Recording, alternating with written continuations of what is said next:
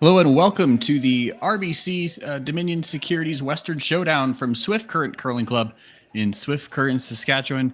My name is Ben Hoppe, and today Mark here is with me as well for our C qualifier game between Team Casper of the Twin Cities and Team Cooey out of Alberta. Mark, how are you doing today? I'm good. How are you? I am doing great. It's been a weekend filled with curling, and now we've got even more, some good late night stuff here in the C event.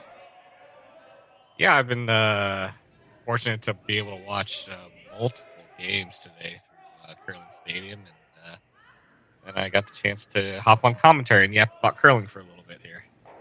Nothing wrong with that. Any day with lots of commentary is a good day.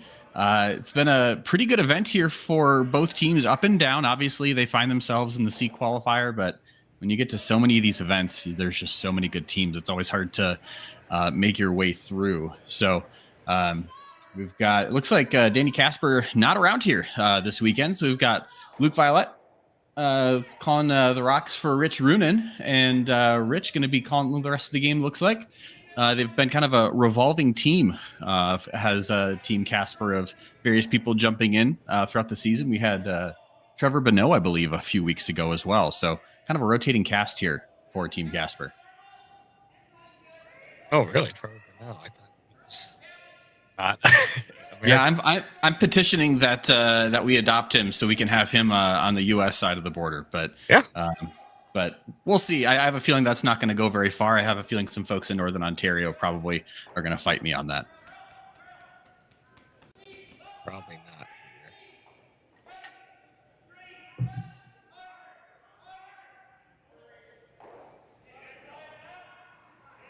So it looks like we've got Team Casper has the hammer here in the first end. Play kind of sticking around here around the middle. Would not be surprised, as we so often see, end up seeing blanks often in the first. Teams getting, now they have had all weekend to get used to the ice here, but pretty common to see lots of rocks down the center, just getting the nerves out of the way as a qualifier, as the run back here.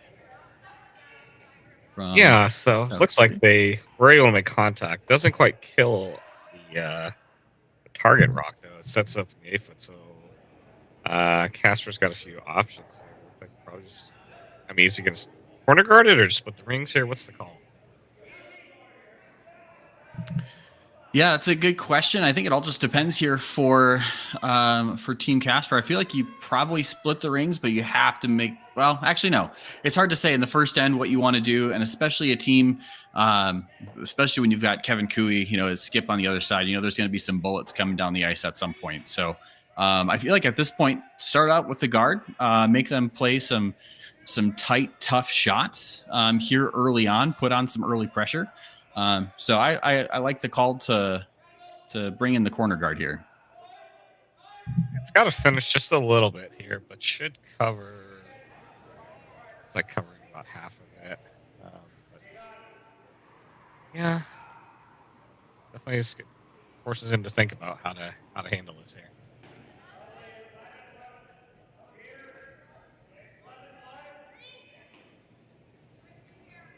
And Kevin Cooey is known for using all of his thinking time at any point in any event. Yeah, definitely not afraid of these the buzzer beaters. He just appreciates bringing all the drama for us. He's all about the viewership, all about the drama.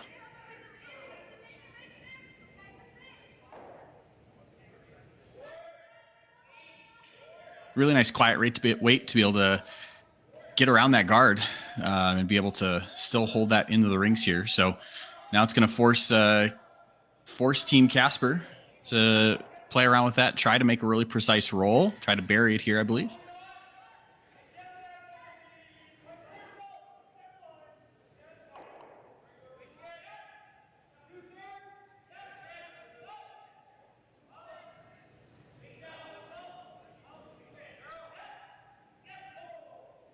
So with the roster moving around, we've got Ben Richardson throwing third rocks. Normally, Luke Violet throws the vice rocks.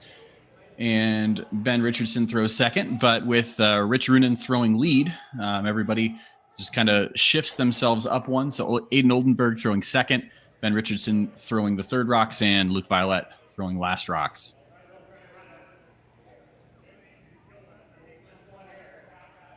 Really nice leave there from Ben Richardson. Yeah, it's been pretty much perfect, yeah. Always good to see some good aggressive play to start here. At some point, Kui's going to have to make a double.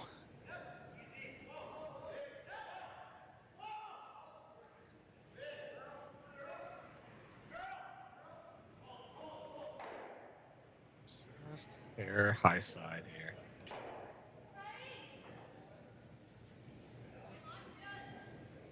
And the game of cat and mouse continues. Hope we've got 8 ends filled with this tonight. Yeah, so a little bit later in the end, so it looks like instead of guarding that, they're just going to go ahead and split the rings here.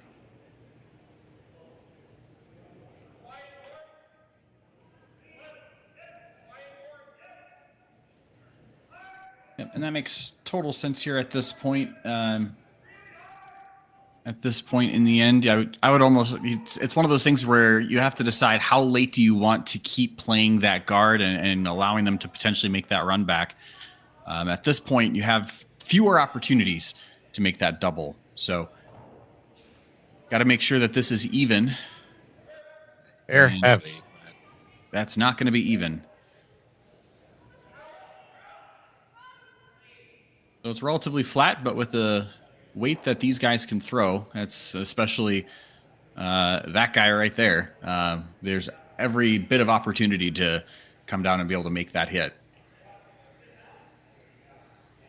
yeah, always a good game when you get to see Kevin Kui take on a not quite a crosshouse double, but pretty long double here. First end. I mean, it wouldn't be a Kevin Kui curling game if you didn't have the clock coming down to about 2 seconds left and 6-second hits. It's just what you have to come to expect and love. First, just skips rocks here.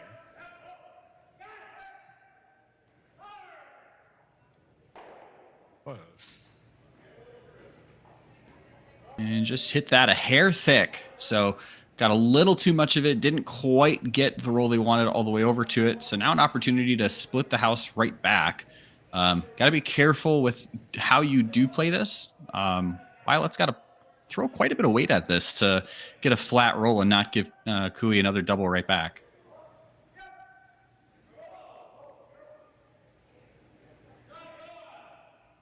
Yeah, Casper coming into this, I think Casper coming in, they didn't get much of a break here. I was able to watch their game against Dropkin where they kind of held them off from a late charge here. I think they just got maybe an hour break here between draws.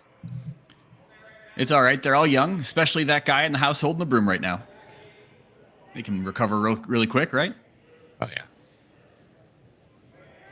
I had a really nice chat with Luke Violet in Madison a couple weeks ago, talking about how they try to manage the craziness and the busyness of a curling season, especially with mixed doubles and the trials coming up. And it's definitely been a work in progress to get yourself set up for that, to be able to deal with a grueling season and back-to-back events and all the travel, especially from the U.S. to Canada. So it's definitely something they've been training for and working through at this point. And a really nice hit there. So it's certainly not a gimme here for Kui, but there's still an absolute angle there for a double, and he did just throw the weight. So just got to play the opposite side of the sheet this time. Yeah. Opposite side, opposite turn. But I think the angles are a little bit better for him here. Totally agree. The angles look a lot better on this one. So hopefully with it being a little bit more natural, and make the shot here.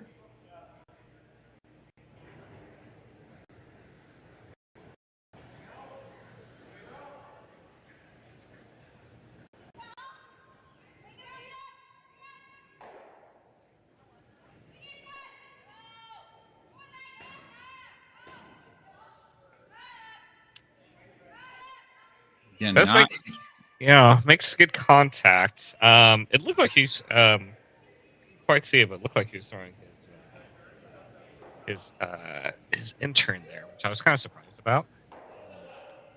Kind of a little bit of a dead roll. This gets a roll over there and makes contact, but not quite enough to kick it out. Yeah, I think if he plays the out turn on that, you do get more action. But I think the worry is you get that shallower roll, or excuse me, the deeper roll on it. So there's a chance that he's gonna, if he does throw the out turn, that he hits the bottom side of the rock and he just removes everything from play. So trying to do his best to force Violet to make a shot for 1 or to blank, but instead Violet's got to make a shot to score 2 here in the first. And that is right what they do, right on the nose. So score of 2 in the first here for Team Casper. And the hammer will go over to Team Cooey here for the second end.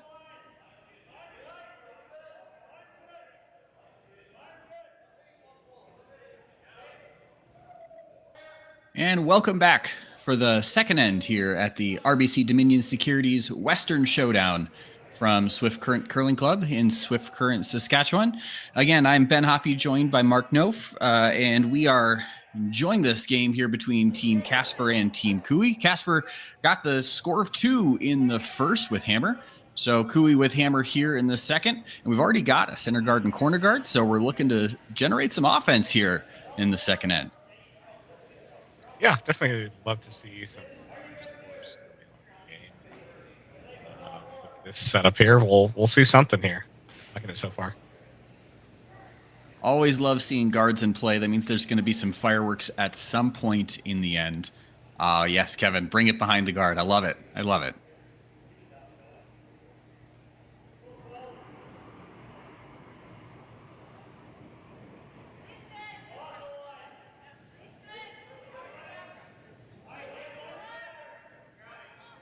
So Kark Martin's second shot here in the second end. Just trying to draw behind the corner guard. Team Cooey has had a great run after dropping an early game just by a point to Team Epping in the first game of the event. Through the B side, they then had wins against Laycock, Van Amsterdam, and Kalthoff to get themselves to a B qualifier, lost to Kleider out of Saskatchewan. So they find themselves here in the C qualifier, whereas Team Casper, again with Rich Runen throwing lead rocks and holding the broom for the weekend, they have also found themselves in a C qualifier after a fun game with Danny Casper in the C side. Mark, what were you seeing in that game? That looked like it was a pretty good game throughout. Yeah, no, it was definitely an interesting game. They had a lot of rocks in play. The forefoots were very crowded, especially towards the end. So there are a lot of kind of interesting angles that they were trying to set up. And it's just kind of your classic cat and mouse, if they junk it up, do we even throw more guards to make it harder to access, that kind of pile. So, it was definitely a fun watch. Awesome. Yeah. 6-3 victory from Casper in that game. They dropped their first 2 games to immediately go into the C event, and then wins against Sampson, Purcell, and then Dropkin to find themselves here. And again, the winner from this goes into the playoffs. So trying to capture that last spot. So double center guards here from Team Cooey, and Tyler Tardy working to make the run. Makes contact with Shot Rock, but not able to remove it. A little bit of bad luck. Leaves a couple staggered center guards out there. And let's see here. I'm not sure if Tyler's at that part of his 10x10 challenge on Instagram yet. So if he's not, I think we got to start seeing more of those double runs so we can see some more of those converted shots here.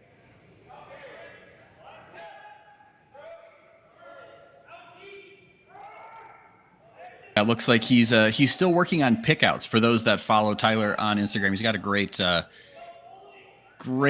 social media kind of run right now. Looks like he's working on make 10 shots in a row of a certain shot. So he's working on pickouts right now. Eventually he's got the double peel coming up. So we'll just throw a rock in the center. Oh yeah, check it out. It's great. I'll have to follow that now. Absolutely. He's got you do have to hear him sing every now and then. So You take the good with the bad. Then again, if he gets onto the Grand Slam of karaoke, that might be a little bit of a different thing.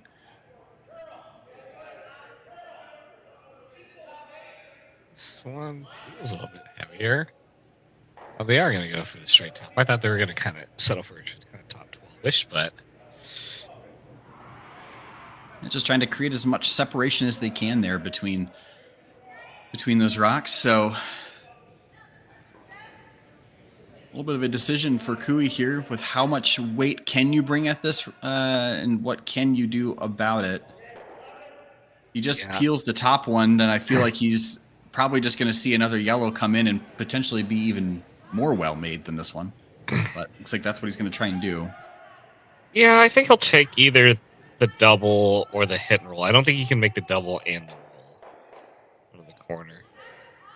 Yeah, and I think the double's tough because you have to bring such precise weight at it to be able to get around. So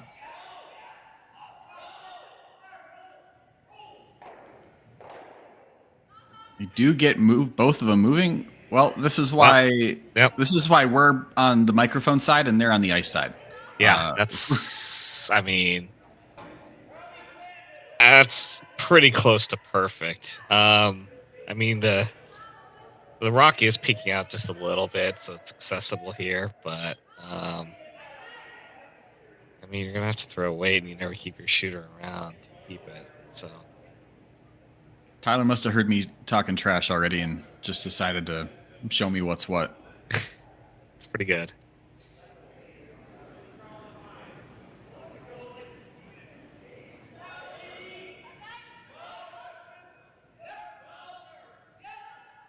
So Ben Richards and Rock here trying to see if they can get some movement on those Cooey rocks.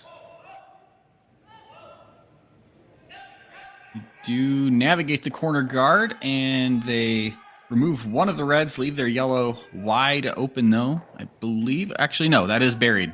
Sorry, I'm having a little bit of a hard time seeing my feed here. So that is buried. So another tough shot for Cooey coming up.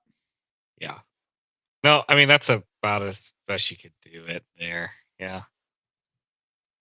Very important for them to keep the shooter around. So great, weight selection there. And it's mostly buried. Yeah, I mean, I think might be able to dig this out. I mean, I think this is probably easier than the last one. So this time, new team member Aaron Zliczynski with his shot, and they are gonna be able to dig that rock out. Not quite enough to get to the low side, but. So opting to take the roll back towards the corner, which may have been the original call. I wasn't exactly sure which way Kevin was trying to get there. Still a really nice shot, though, and it forces Team Casper to have to navigate that corner guard. So anytime you have to keep forcing, digging out your opponent's rocks and forcing them to have to deal with your own guards, you're doing something right. Yeah, great weight selection by both teams so far, making these kind of quiet hits and making good rolls.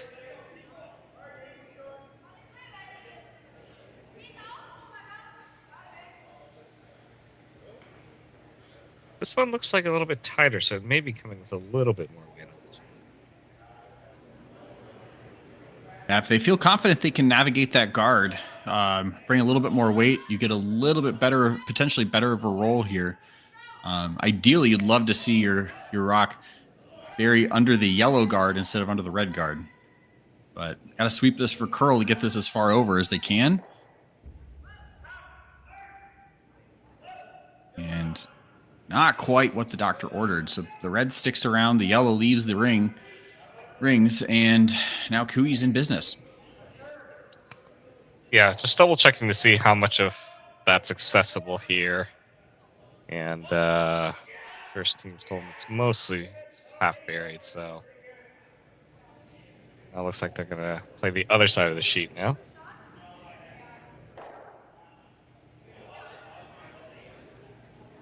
I think Cooey probably trying to bury underneath that yellow center guard. If he buries it under that one, it's a lot tougher for Team Casper to be able to pick it out.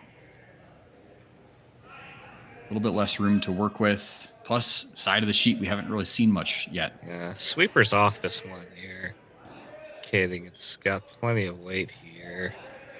Maybe a little bit of tire to try to move it over. Okay, to take it deep. Ends up sitting back 12 here. So scoring area, nice and large, but now an opportunity for actually a decision here for Rich Runen. Do you want to come in and try and sit shot and be aggressive and play for a steal? Do you kind of get a little spooked by all those red rocks in the rings here? I almost wonder if they ever look at if you ever look at the open and rolling, yeah. If you hit the open one and then roll towards that rock that was just thrown, just to try and eliminate 2 rocks. Yeah, you could definitely do that. That corner guard comes back into play on that, though. It does, and if you don't make the roll all the way, right, then your keys hitting and flopping, back 12 again to sit 3 man. Early decision here. Yeah, always like to second end already. We're getting full team conversations, so you're in the C qualifier. Things start to mean a little bit more when it's do or die.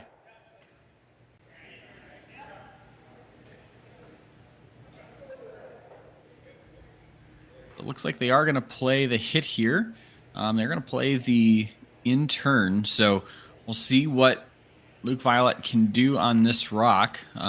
He's playing the intern here, then it's a little bit more of a dead roll, but probably hit about a quarter of the rock, and it should direct right towards that rock in the back of the rings.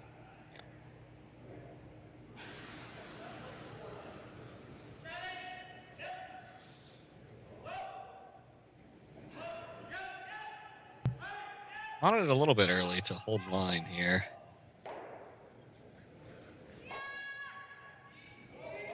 Beautiful shot. Yeah, no, fantastic.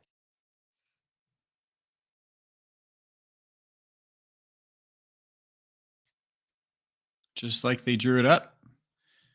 Out turn double. Here. Yeah, just nice, easy, sweeping to keep it clean and makes it pretty perfect. Buried behind the center guard. Not shot rock, but does take away, helps take away potential big in.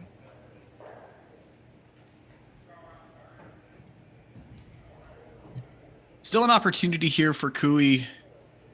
If he makes a good draw here, then you're looking at the risk of still giving up a 3.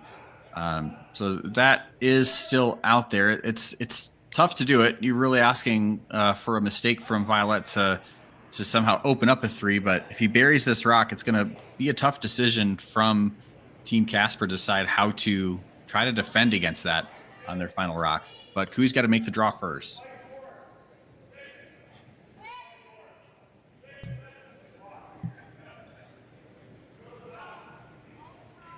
This is the same side that went heavy on that earlier draw. And this appears to be the same.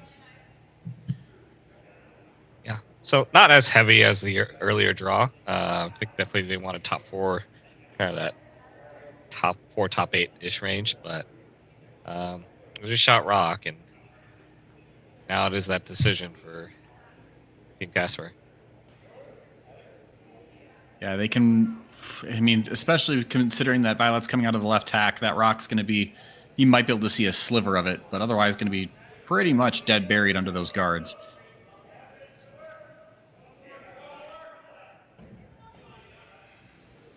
Does look like the draw here. Got to come down to it. If he ever sits a corner of this one, yeah, it'd be interesting to see what Kui does.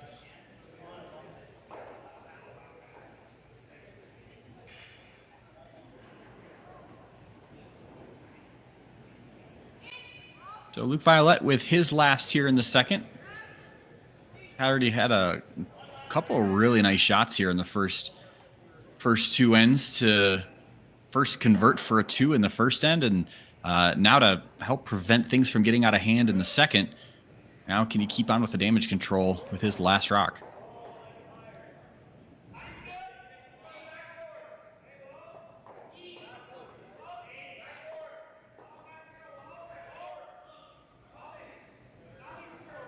This one's skating along here. It's got a curl. Yeah, so we've got Ben Richardson on it now, trying to bring it over as much as they can. And it's going to basically hit it on the nose. So it doesn't get any kind of an inside roll, but pretty tough to see for Kevin Cooey.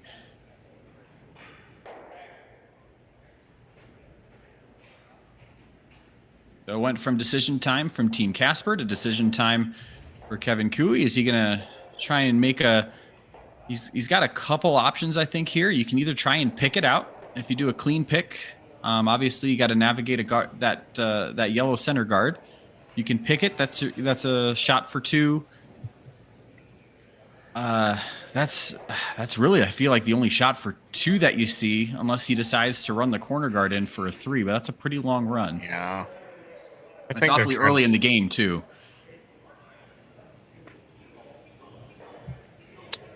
Yeah, I don't know if there's just kind of that, like, just through easy hack weight, where you chip it through the hole and then kind of roll towards the roll back 8. I just don't know that if you have enough weight to actually move it I just don't know if you can throw enough weight at it to get it to the back 12 and still stick around so that you're not, because you have to be biting the 8-foot to outcount that yellow all the way in the back.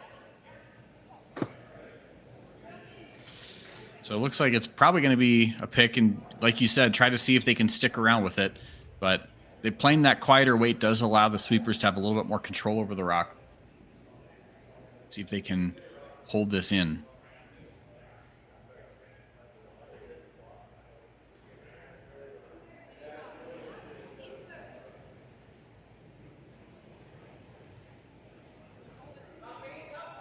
I wonder if the team's not completely on board with this shot.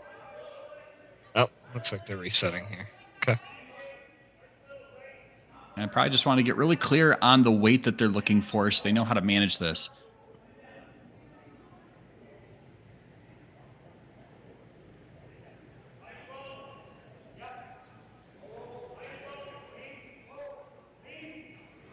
The last rock here from Kevin Cooey, trying to chip this out.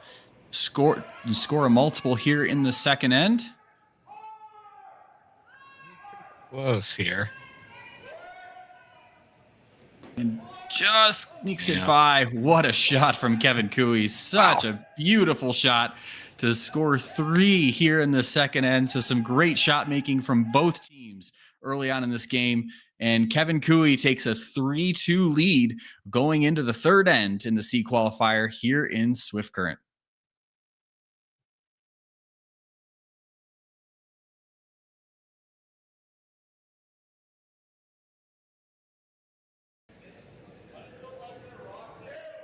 And we're back here in the third end of the RBC Dominion Securities Western Showdown here in Swift Current, Saskatchewan. Amazing shot by Kevin Cooey to score 3. Again, like I said earlier, making us look like very clear why we're behind the microphone and he's in the house calling the game and throwing last rocks. Really wonderful shot.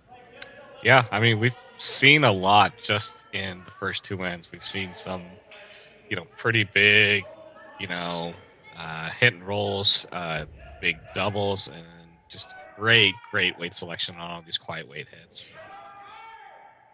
A little bit of a different end setup here as Cooey throws the center guard, and then Rich Runin just draws in behind it, and Cooey comes in and freezes. So this is kind of that other style of play. If you don't see center guard, corner guard, a lot of times it's the center guard, draw to the middle, and then you play a lot for angles.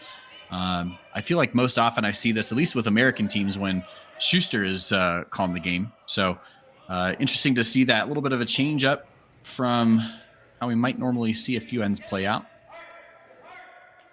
Yeah, it'll be interesting to see. We're not going to be fighting for a corner, but maybe just going to be very draw heavy and see who kind of flinches first. Or there's a bit of room behind that pile, but I think we're still stacking on top here early on.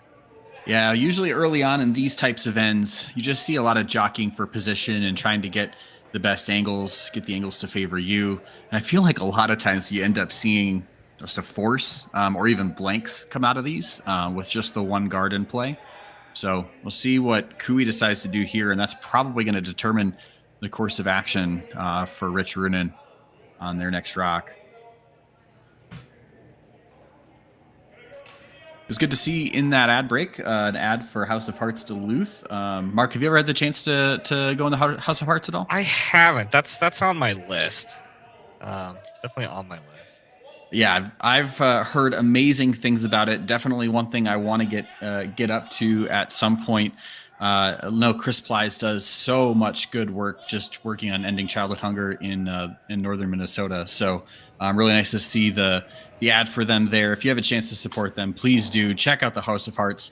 And speaking of Rich Runin, I have heard rumors if you go to House of Hearts, you may or may not be able to get some things put on Rich's tab at some point throughout the course of the weekend. So, if you ever need some extra incentive, that might be your opportunity. So interesting to see they just picked that rock straight out the top. So we might just basically see the exact same shot come down here. See if they can maybe make it a little bit better. Maybe loosen up the angles a little bit or take away that corner freeze. Yeah, I think he's talking about it. It's like it's gotta be there. He's okay with bumping it, but leaving that gap is kind of what allowed that pick to begin with. So we'll see if they move this at all.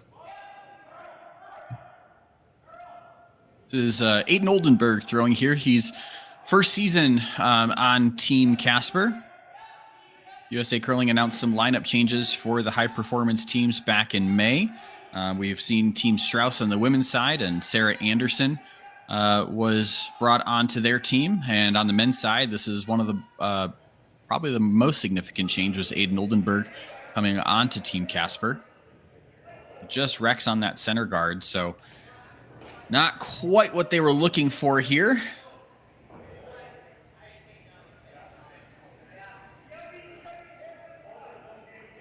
Third end, you have that, like I mentioned earlier, you have that center guard set up there. At some point, we're probably going to see this pick out. Mark, at this point in the end, you're thinking about how you want to finish this up, what your goals are for the end. Where do you think if you're Rich Runin and Team Casper, how do you think you're trying to play through this after that just barely wrecked on that guard? Well, I mean, you've got some savers here for both sides, depending on where this ends up here. But you are kind of getting a little worried here. I mean, there's room. You can always draw behind right now. It's going to be because you have quite a bit of cover, and the angles don't run directly back. If you can ever get something, say, just right on the T-line or even back button.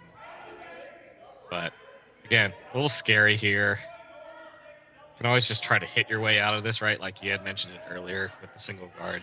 You could still try to work towards a blank if you're worried about, how this is kind of getting set up for you. Yeah, this is kind of decision point here for Rich. How aggressive does he want to be, or considering that the angles aren't the greatest for him right now, do you want to be aggressive, or do you want to just maybe start to bail on the end a little bit? I think there is a world where if he were to hit this, I think your shooter's going to roll out if he hit this high side of nose here. Might be able to remove both reds at that, but you're probably losing that yellow, and then they're just drawing behind the center guard. So probably just trying to nudge around here and keep playing a game of angles on Aiden Oldenburg's second shot here.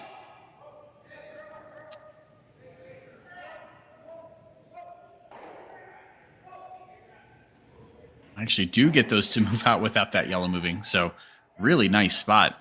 Couldn't hit that in any better of a spot, really. See, I saw someone asking YouTube chat if this was. Oh, maybe they delayed their message. But yeah, this is a C qualifier. We'll have the quarterfinals starting tomorrow, I believe, at 9 a.m. So if you head on over to Curling Zone, you can take a look at the playoff brackets as soon as we start getting some results here.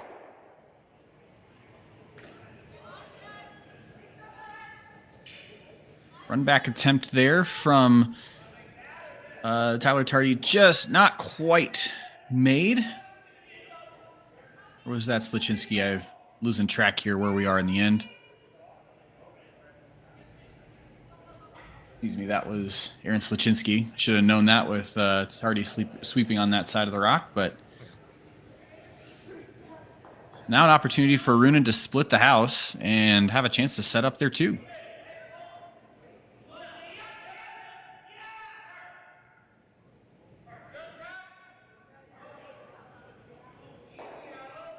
So curling a little bit here. Yeah, so that pops out the other side and sets up the double. It's a flat, but it's pretty tight together, so it should be relatively straightforward to make this, you'd think. Yeah, I've considering the hits they've been making all game. I don't want to do a commentator's curse, but I feel like this one's gonna be pretty automatic.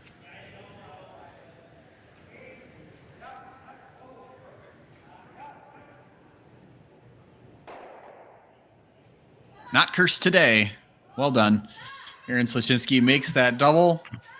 And so now an opportunity here. It's going to be interesting to see where exactly this roll goes to on this rock here from Team Casper, trying to see if they can bury it. This is what happens when it's why hitting and rolling is such a challenging shot, because you have to be so precise where you do it. If you hit just a hair too much or just a hair too little, you either don't move enough or you move too much. In that case, they rolled too far. Team Kui takes advantage, and you go from having a setup for 2 to a probable blank at this point, if I had to guess. Or it could be a steal if Kui can now make a hit and roll under the guard.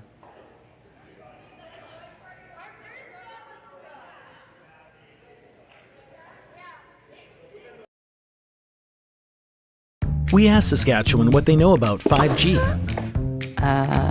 More speed, more innovation. It's going to make our lives a whole heck of a lot easier. This is what 5G looks like. Better, faster. Sounds like one more G. Sounds pretty good. I don't know what it means. All you really need to know is the future.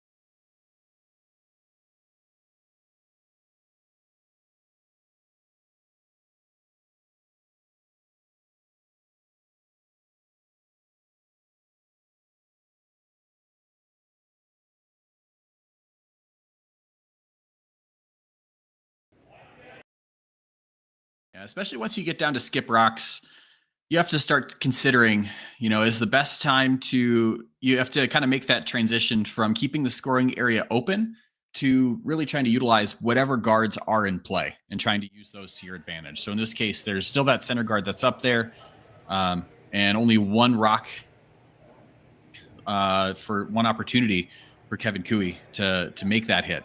So, try to be a little bit more aggressive with it. And now it's a tough one. I don't know that Kui can he's not going to really be able to get across the nose and get under. So kind of a low risk for Team Casper to try and make the roll under the center guard there.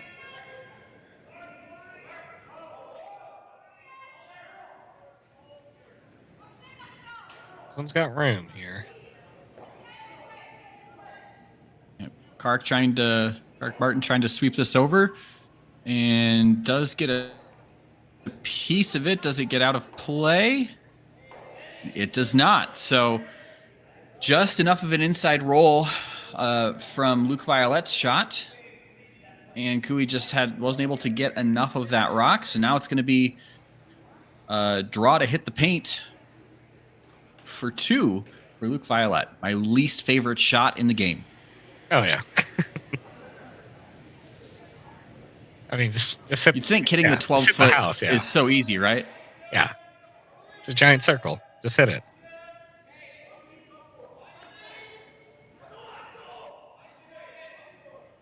It's a whole lot easier to do, I feel like, on second rocks or vice rocks, but you start throwing last rocks, and suddenly that house looks a whole lot smaller.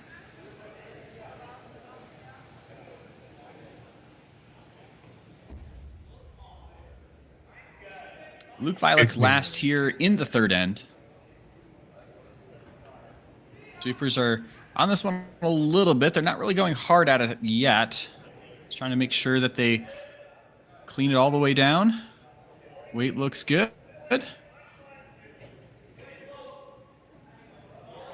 And perfect shot for 2. So we have offense here, ladies and gentlemen.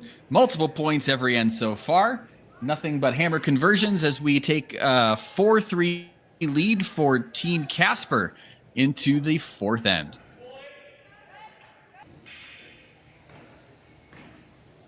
Welcome back to Swift Current Curling Club in the C qualifier between Team Casper and Team Cooey here at Swift Current Curling Club. Lots of offense so far here, Mark. Yeah. No, it's no blank so far, which I'm always glad to see. Yeah, we've got a single, a deuce, and another deuce. Or actually, a single, 3, and then a deuce. Yeah. Yep. Yeah, we've got Casper scored 2 each time they've had hammer, and then Cooey there one time with hammer. They got their 3 there in the second end. So off to a rocking and rolling start here early on. And kind of same as the second end, we see the center guard, corner guard start. Except this time, corner guard not on the center line from Team Casper. Now, last time in the second end, we saw Team Cooey come in behind that corner. So a little bit higher of a corner guard this time. So I'm curious if that's going to impact how Cooey's going to set up this end. Yeah, he's got the tick shot available with that not being on the center line.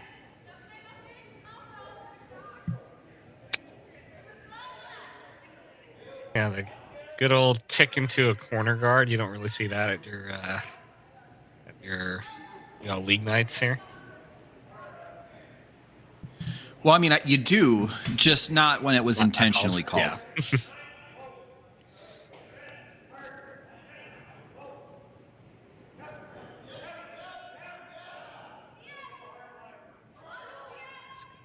This maybe. Well, so Shinsky on this one, just trying to see what he can do with it, but looks like it's going to get a little too much. Nope. Yep. Tick shot. Pretty well made. Off to the corner guard, just like you called. So Cooey's got double corners on the right side of the sheet as we're looking at it here. So now a little bit of a tough time here for Richard in trying to decide how he wants to handle this with not being able to take any of those guards out yet with the 5 rock rule.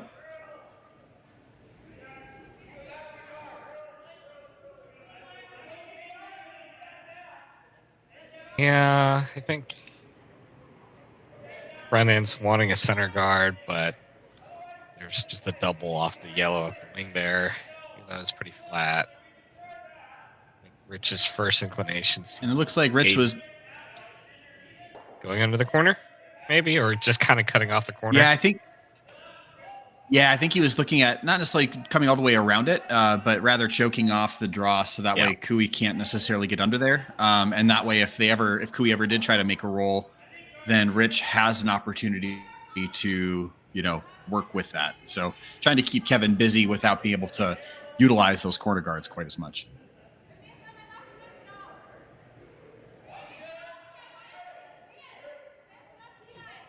It looks like they did decide to settle on the center guard here.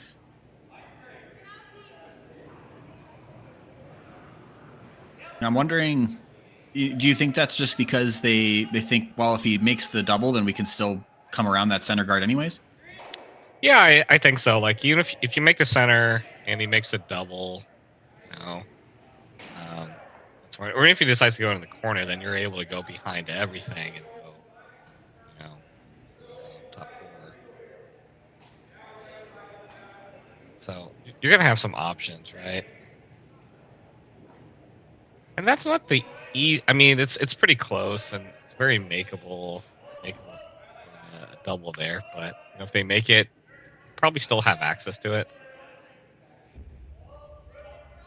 Yeah, I agree. I think based off of how that double sits there, I think there's a chance based off of how those are set up that you could almost hit the double and actually almost keep rolling a little bit down the center line towards the button. But I would not be surprised, especially if Tardy just sticks this double. If Runen almost tries to use that, maybe use another guard, or just try to keep play in the center of the sheet and away from those corner guards.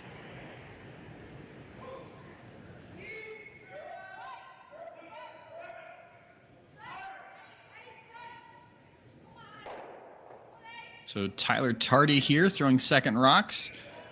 Makes contact with both. Not able to remove it. And now you kind of have that red acting almost as another guard here. So an opportunity for Runen to put on a little bit of pressure here. Yeah, I think we'll just take this straight back here. Pretty short run. Be pretty makeable for Aiden Oldenburg.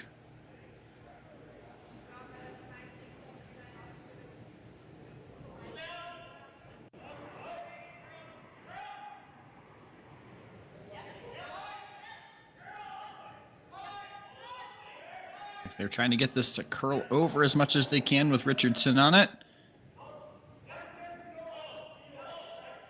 They wanted to stick the nose double, not quite able to do that. So they do leave a center guard, a guard just off the center line up there. And now, unfortunately, an opportunity for the corner guards to come into play. Yeah, not the ideal result. You're sitting 2 here, for Team Casper. But yeah, if they make this hit and roll underneath double corners, then start worrying just a little bit.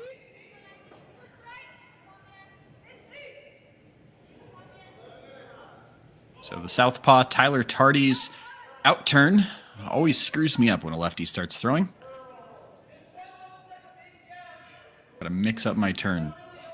It's got a curl here. Trying to move it over. So he just sticks it. That's Rock is wide open, and even more so out of the left hack. People throwing with the correct hand and foot. Sorry, Tyler. And any other lefty throwers out there, I apologize.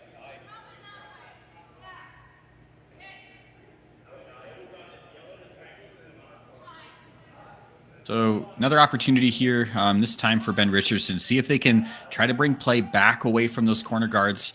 If the corner guards come into play, that's where the score for multiple is most likely for Team Cooey. And now, once again, trying to sweep this for Curl. Oof, just barely got that by the guard. Yeah, both teams just having a little bit trouble with this spot here. Maybe just not curling as much as they expected it to. Ben's had a little bit more weights than Tyler's, but didn't seem to be a ton of movement on this line there.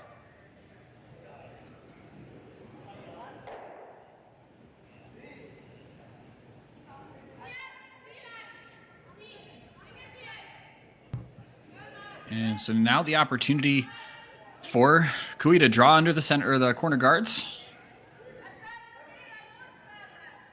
And leave that rock on the 12-foot. Stay aggressive here. Try to generate offense. Yeah, we'll see with this kind of draw weight, see if there's just better finish here. Still Kark having to go to carve it over just a little bit. Yeah, it looked like that actually moved really nicely once the weight started to come off of it, because at first they had Tyler Tardy on it and came off of it and they switched over, and that was a really nice weight on that draw, though I have a feeling that Richardson can probably see probably about a half a rock if I had to guess from that left hack. Yeah, we'll have to see what kind of adjustment they make here in terms of reading it down the ice, and if they have to start like carve a little bit earlier to make it move.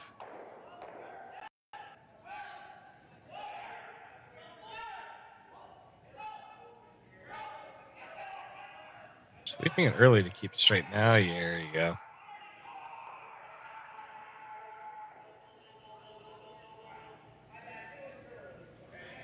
And they are able to make the dig there. Kind of the same thing that we just saw from Kui's team too, where they felt like they needed to hold it for line early, and then made that switch to sweep for curl. So there might just be something on the line of just trying to set it out into the proper path, or maybe there's a tricky spot there, like you mentioned, that they're just trying to figure out how exactly that's going to play.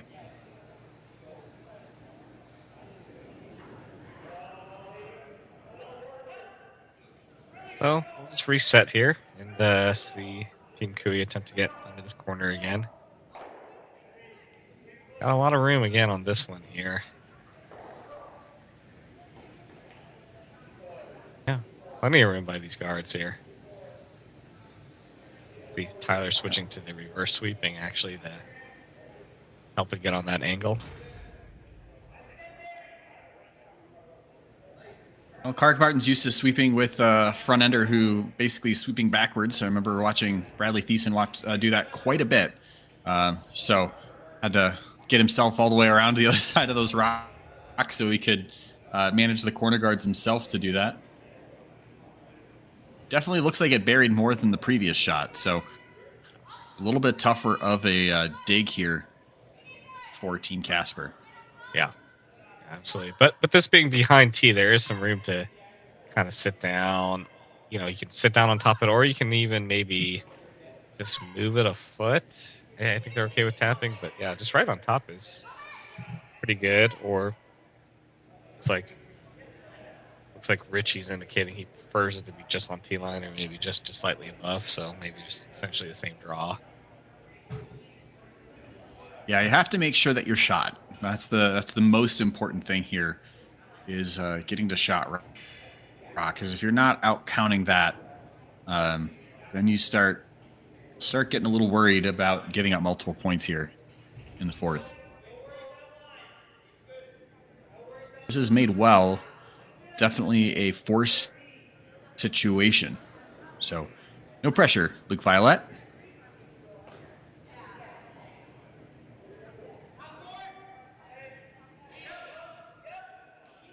Sweepers on it right away.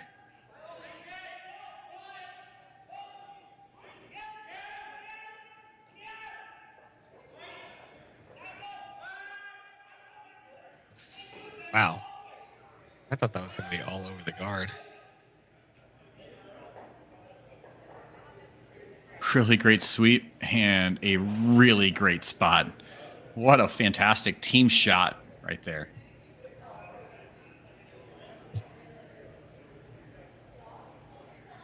Yeah, really well managed from all parts of the team, but especially from the sweepers to have such a great judge on where that is. And obviously with Rich calling the line there, just primo shot making.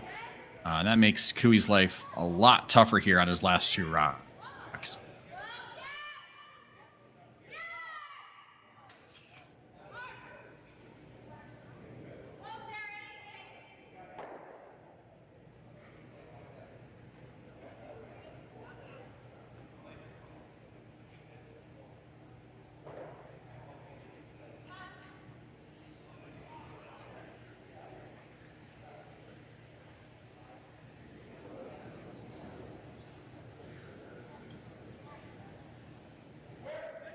So Kui looking to just try to follow this down, looks like.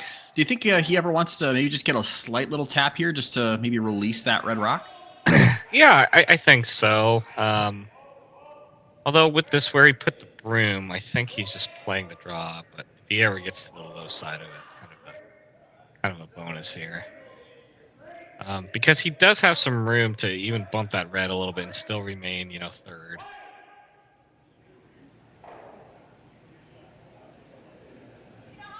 And just like that, I don't think that red is...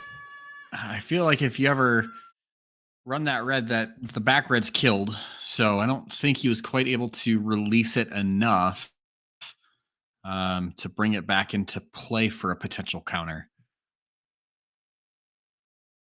Really nice weight, though. And they were able to sit shot here. So another...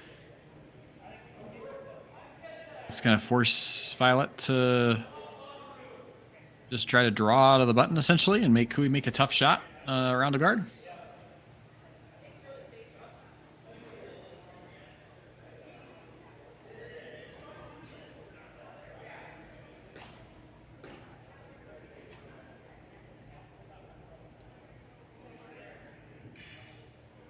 We've seen play kind of shift here.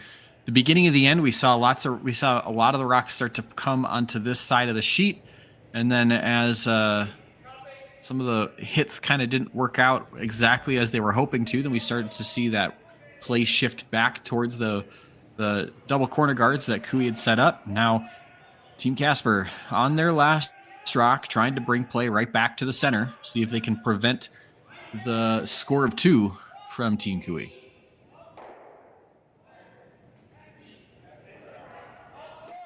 I have a guard here with plenty of room here. Yep. Gotta come down.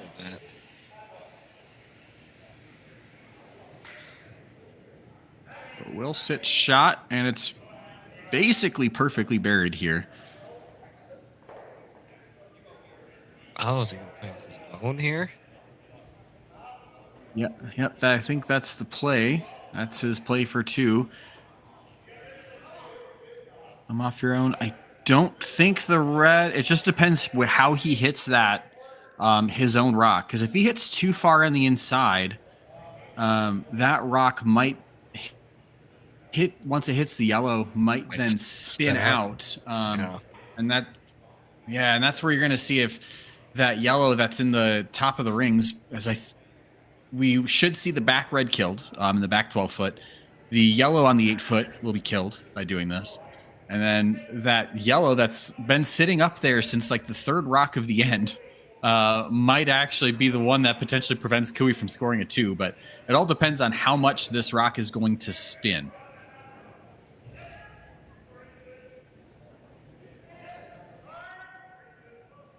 Don't think it'll spin that much. The opposite rotation, I think, would have caused a little bit more spin out on that.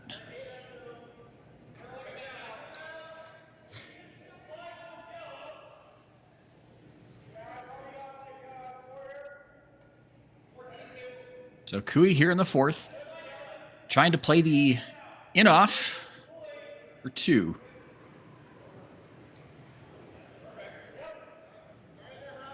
It's like nice quiet wait.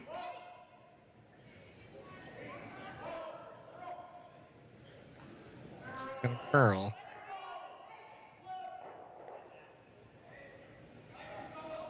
Wow. And just like that. Yep. So once again, Kevin Kui with the beautiful touch on his last rock and scores 2 with the hammer to go into the 4th end break here with a 5-4 lead. So another great shot from Team Kui. Shot making back and forth here in this game. And we've got a close one in the C qualifier here in Swift Current.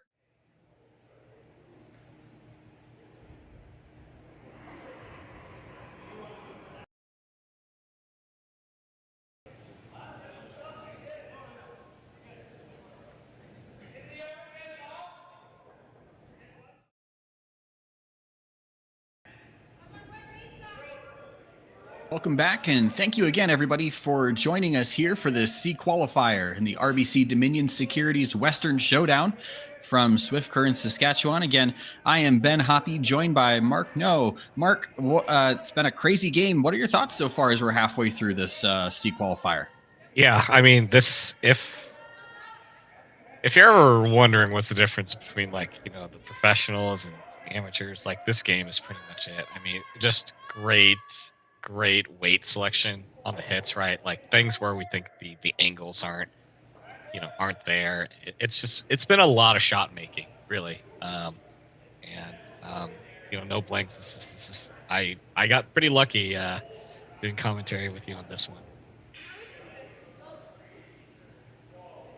Yeah, it's always a good time. Apparently, whenever I jump onto games, they just happen to be barn burners. A couple months ago, I jumped onto a game, and it was, I think, Jordan McDonald versus Mike McEwen. And I think Jordan McDonald won that one on the last rock, I believe. So I've been pretty fortunate in the games that I've been coming into to see some crazy games with lots of offense. And I'm never opposed to that. Like you said, anytime I can see a lack of blank ends, I'm all for it. Yeah, even in the this offense, end so especially far. in this one, the offense. Yeah, in this end, we're seeing the Rocks back into the house. We had draw slide deep from Rich Runen on his first, and then freeze made back from Carr Martin. So, and the thing is with the offense in this game, it's not really coming because of a lot of missed shots. It's becoming from a lot more made shots, which is everything you want to see. You always want to see made shots, especially when that leads to a lot of good offense.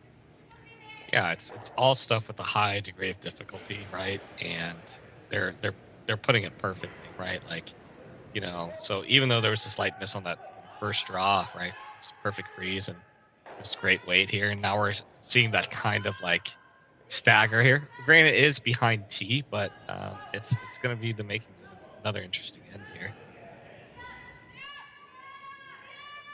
Absolutely, and you start to wonder at some point for Team Casper if they ever start to think about trying to see if they can get a blank here. We are in an odd end, and in an 8-end game, that 8th end comes up quicker than you might want to. So you have to start considering at what point do you have to think a little bit less about generating offense and more about what end do you want to be generating that offense in. Yeah, so we've had, I guess, the 5 rocks around here, so this is decision time here for Richie. And it looks like we're gonna keep on adding to this pile here, and trying to get the angles in their favor.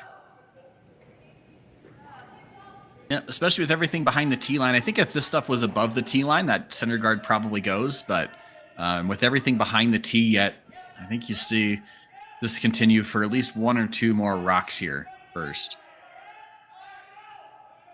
And again, for those that are just joining us, or maybe didn't catch the first end, Rich Runen in for Team Casper for this event. So he's throwing lead rocks and then calling the game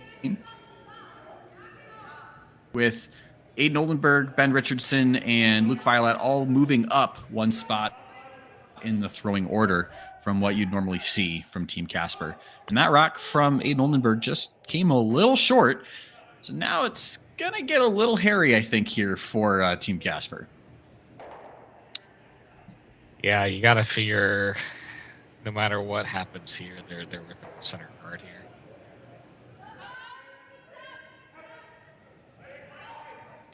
Yep, so Tyler Tardy going to be trying to draw around this, be the first one to the button here. I feel like I'm on hockey ice talking about being the first one to the button, only on the seconds rocks, but we are not on hockey ice. We are on good quality ice here at Swift Current Curling Club. Well done. And good curlers with good ice means good shots just like that.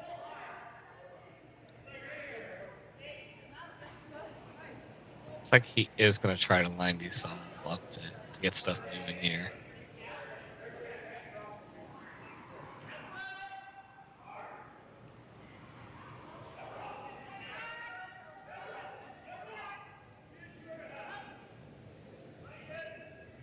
Aiden Oldenburg's second shot, looking to be the janitor and get on cleanup duty here.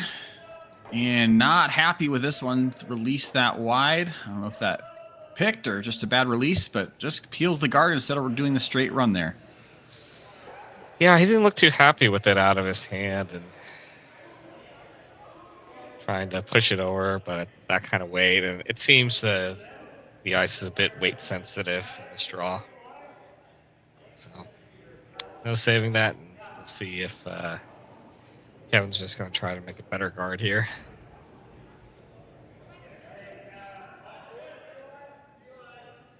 It's going to be really interesting to see how the rest of the season plays out for Team Cooey. You know, Aaron Slaczynski came into the team. Obviously, some of the interesting things behind that with basically their biggest rival in Alberta, and pulling Aaron Slaczynski from that, he slots right into the vice. And anytime you can grab a really good skip and put him in throwing vice rocks, that's going to help your team out. And I'm sure there's probably been some adjustments for the team to get used to each other with mid-season changes, but it's going to be interesting to see how this plays out for this team as they're going to have to go through the Alberta provincials, try to get themselves back to the Brier. Yeah, I mean, one less team you have to face and play downs. Yeah, I've always liked Slaczynski's game. I wasn't familiar with him for a long time, but you know, I've been able to watch quite a few of his games on Curling Stadium, and been pretty impressed. Yeah, I just distinctly remember watching some of the games that he had in Alberta Provincials last year, and he was on fire in those games. Was really a thorn in the side for everybody, including Team Cooey, in those games. So bringing that shot making to this team is a huge add for them, as Ben Richardson just misses clipping that yellow on the run. So we're probably just going to keep seeing the corner guard here. Or, excuse me, seeing the center guard with Team Casper going to continue trying to work on running this in for the next rock or two here.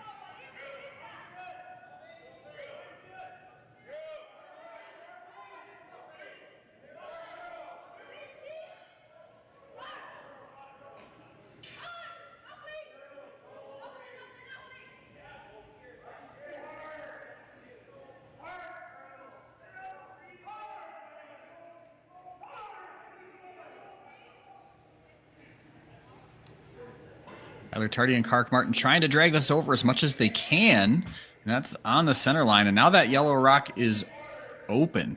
So at this point, what do you think, Mark? I mean, I feel like you have to diagnose, like, what's the problem rock here? Is that center guard your problem rock? Or is this now the reds on the forefoot are the problems and you can maybe deal with it?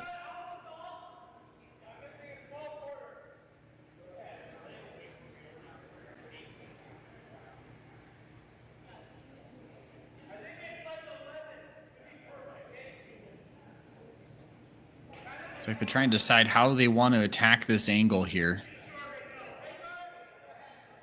Very weight sensitive shot. Still have to navigate around that center guard.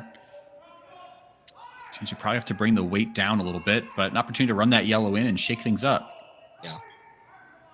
I suppose you're okay if you do wreck on the guard, but with this much room, you'd expect to be pretty close here. Yeah, this late in the end, it's a little bit trickier. If you do wreck on the guard, it becomes a little less okay.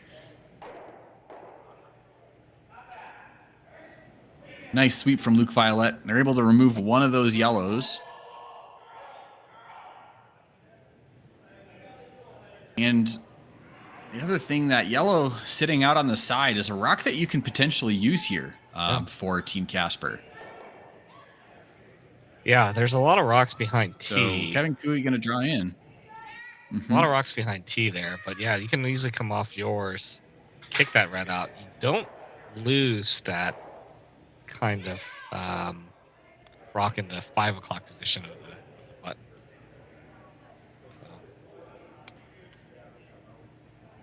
Yeah, if it's too bad to see where this draw from Kevin Cooey comes down, but Be interesting because if it was if that yellow was just a hair higher, we almost could have seen one of those around the clock scenarios potentially coming into play. But good draw from Kevin here, and I don't know that there's going to be any way if he makes this shot for Team Casper to be sitting 1 going into last rock.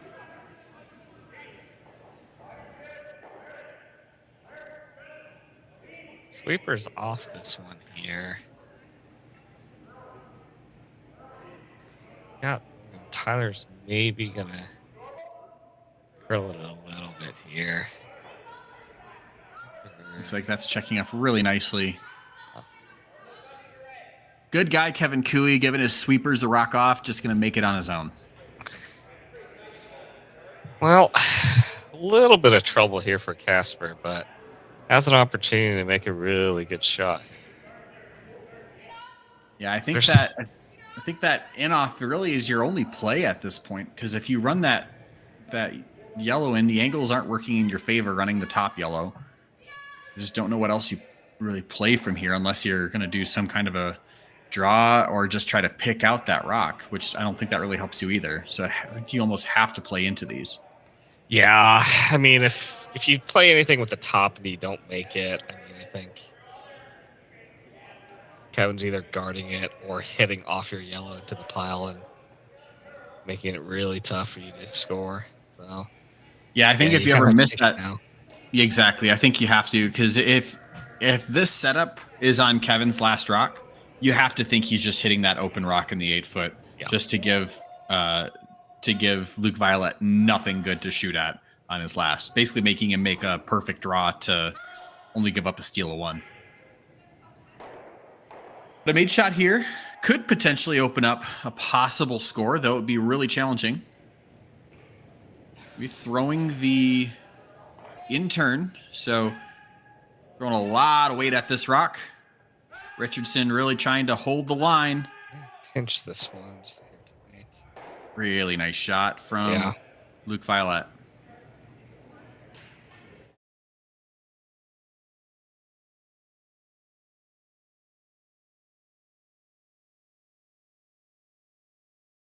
Yeah, I think he pinches just a hair tight maybe on the replay, but well swept. And yeah, I think maybe a hair thicker and you possibly hit it might change how you hit that rock, but I honestly don't know that they could have done a whole lot better than that. Because if you hit a little higher, then all you do is you just pop out the top rock a little to the side. Yeah. I don't know that really actually helps you that much. So yeah, very interesting here. Does Cooey still sitting shot rock, but it is unlocked.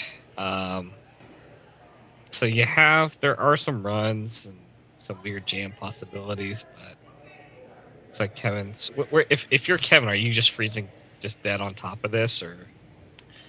I think if you're Kevin, you're almost trying to freeze into the corner, or into the crotch of the yellow and the red pocket. Yeah. Yeah. If you get into the pocket there, and you make a perfect freeze into that, you're essentially forcing. Well, you're giving Luke his shot of what do you want to do to only give up a steal of 1.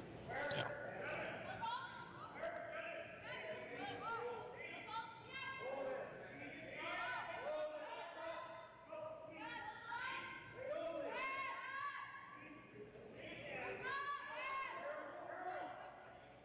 Looking for just a little bit of late finish here. Okay.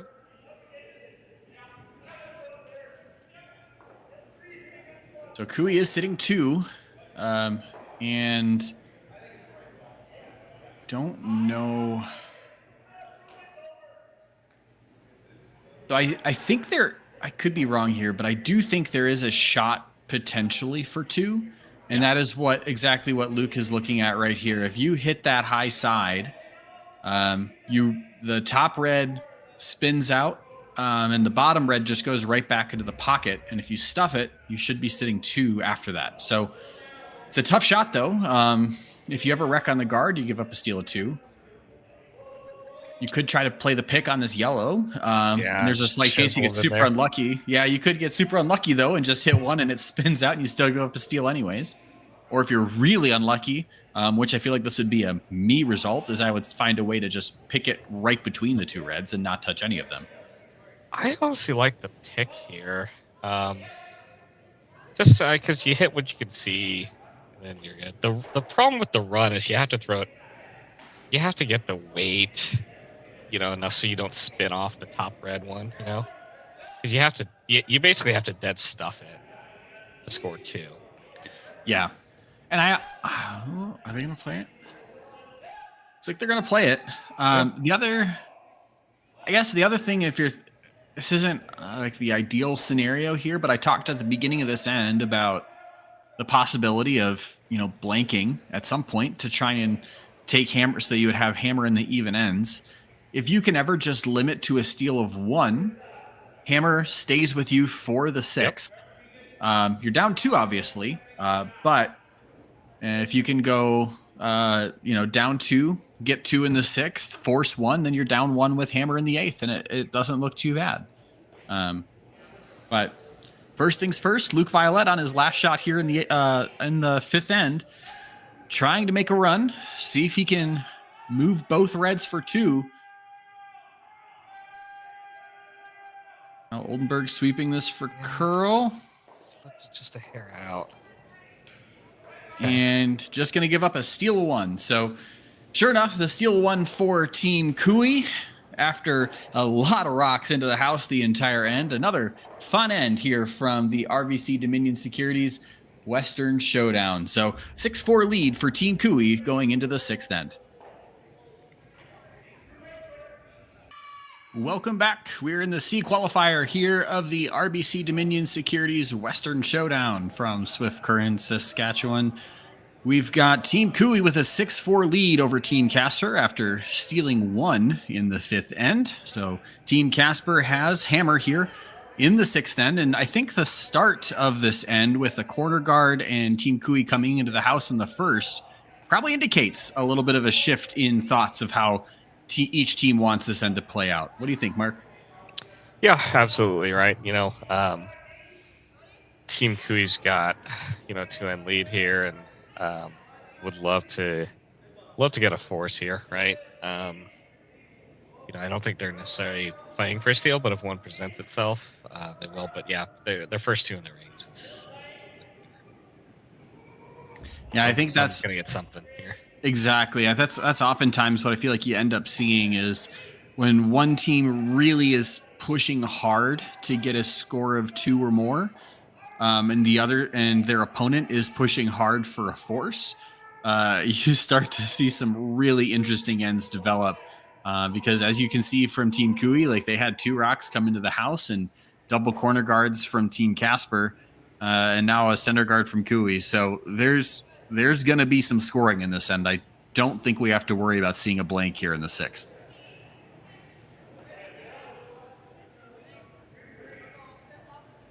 And if I'm wrong, everybody can blame me for announcer's curse. It's fine. Yeah, no, I mean, it's a pretty good setup so far. You've got, in the corner guards, you've got a long one and a tight one here. Rocks and rings here. I don't know Team Cooey doesn't hate if this gets into the rings here, but does prefer it to. Yeah, yep. Touching center line. It's pretty good there. Yep, not too bad. Now, decision time for Rich. Does he want to play this? You can clear out both those reds in the rings if you hit this on the nose. Obviously, that would leave 1 in the rings, but you could potentially move a lot of granite, but leave yourself a 3rd corner guard if you play it right. Yeah, I mean, I think he hit this on the outturn side here and roll to a corner and get 2, if not 3 of these going here.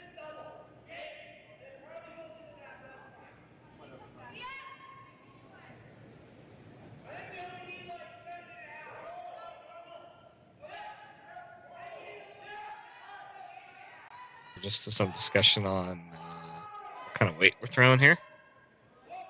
And, we'll see if they can get a corner out of this. Yeah, you wonder how difficult this is. Now, obviously, these guys have been around Rich Runen for a while. And I want to say that Aiden Oldenburg played a little bit with him at some point in the last year or two.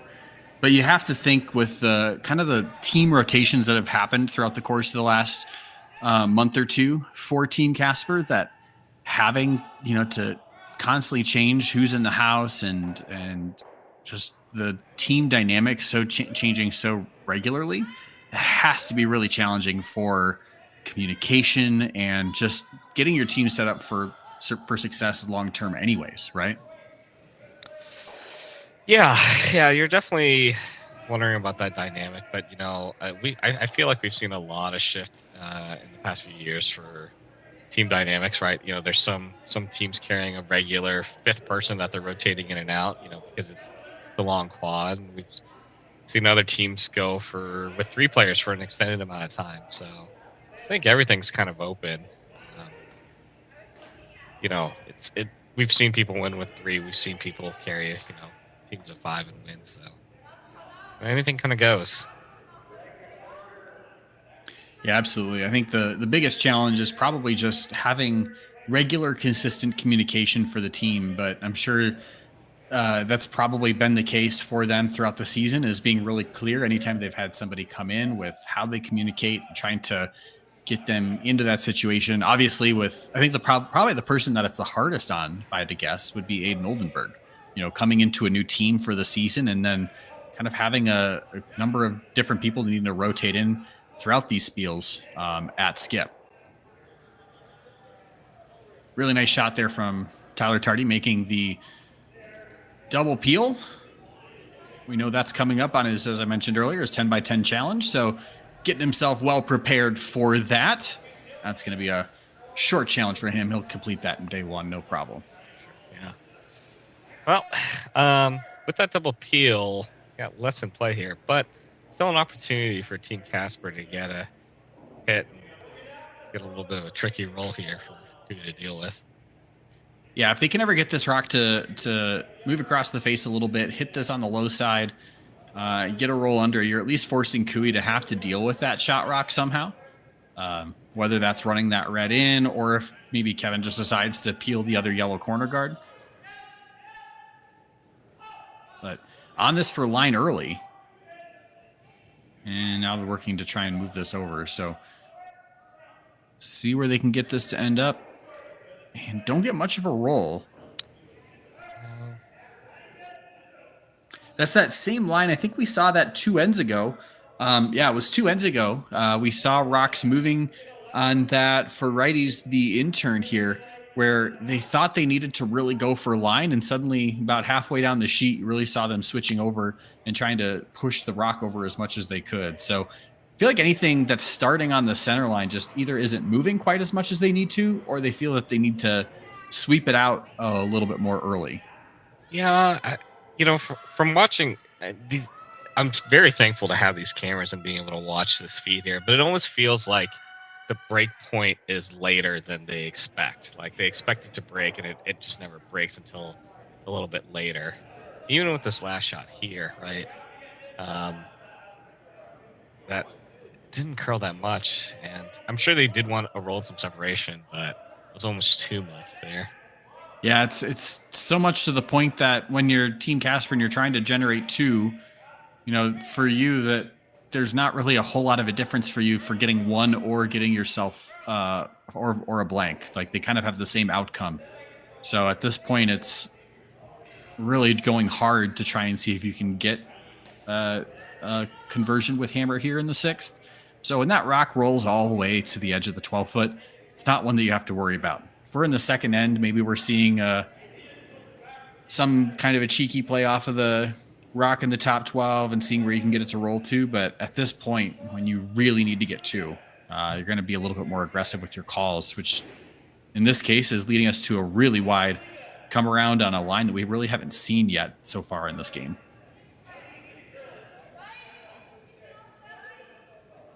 They're working hard to get it to go here. Yeah, when you haven't played a rock that far out, it's going to get pretty frosty, and you're going to have to work a lot harder to get that to where you need to go. Do a good shot getting it to sit shot. But it's a pretty easy run here for Kui if he wants it. Yeah. Yeah, great effort by the boys on Team Casper to get it, to shot rock. Again, these guys were just playing a little before the draw previously, playing Team Dropkin, going all 8 there. So yeah, definitely probably feeling it a little bit here. Absolutely. I do think as far as US curlers go, when you look at front end and just sweeping effectiveness, you think a lot of like Colin Huffman, for example.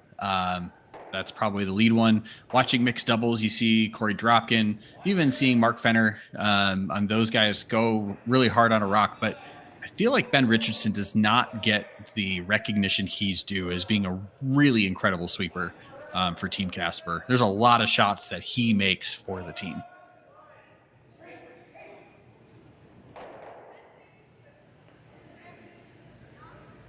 And really good shot there from Aaron Sluchinski.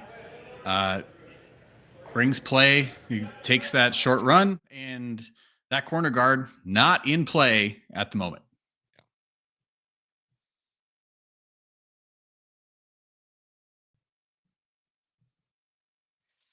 Yeah. See on the replay, really well swept to push it over there and keep both Red Rocks in place. So now Red Rocks hitting 3. Question you always gotta ask: is the triple there, or are we just you're just playing the role? Get that double that way, or I think you're still gonna see on Ben Richardson's rock here. Probably just going to see them. Just looks like they're just going to draw it back under that corner guard. So they're going to stay aggressive, really try their best to set up 2. There's no center guard, so at this point they're not necessarily worried about getting stolen against here. And like we said, like there's blanking or getting a single kind of have the same effective rate for you. So really go as hard as you can for a 2 for as long as you can. Until it's just not an option anymore. With the placement of the Kui rocks, they can definitely come behind the corner and sit second, which I think is a big factor in this decision here. And it's pretty close. It's hard to say. Anytime you're looking at the overheads, you never quite know what to believe. Based off of what we're seeing in the overheads, it looks like Red Aaron Sluchinski seems to agree with us on that one. So appreciate Aaron doing the commentators a favor and letting us know what shot rock or a second shot here.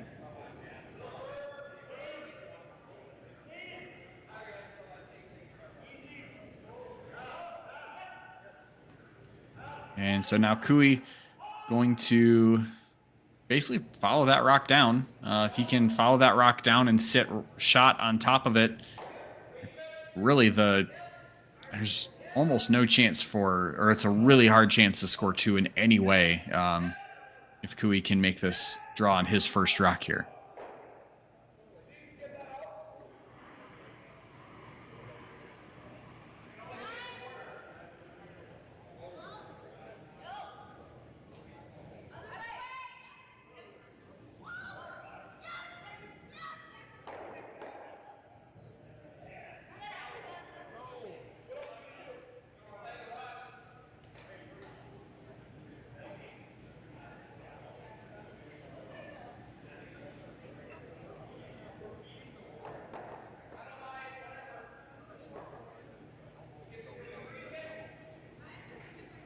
So Kevin Kui with his first rock here in the 7th end, looking to try to come around the corner guard and sit with a corner freeze or even a slight tap onto that yellow that was just thrown by Ben Richardson.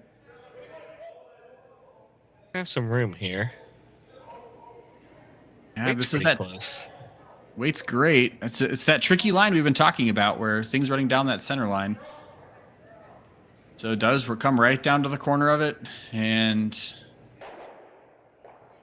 looks like first call there from Luke Violet was, do you think we ever can do the around the world to bump that one up? I would love to see if that was made, we're seeing a highlight reel shot, especially considering how spaced out those rocks are. Oof. So really just doing everything they can to work through the different iterations of how, is there any way that we can score 2 here? Yeah.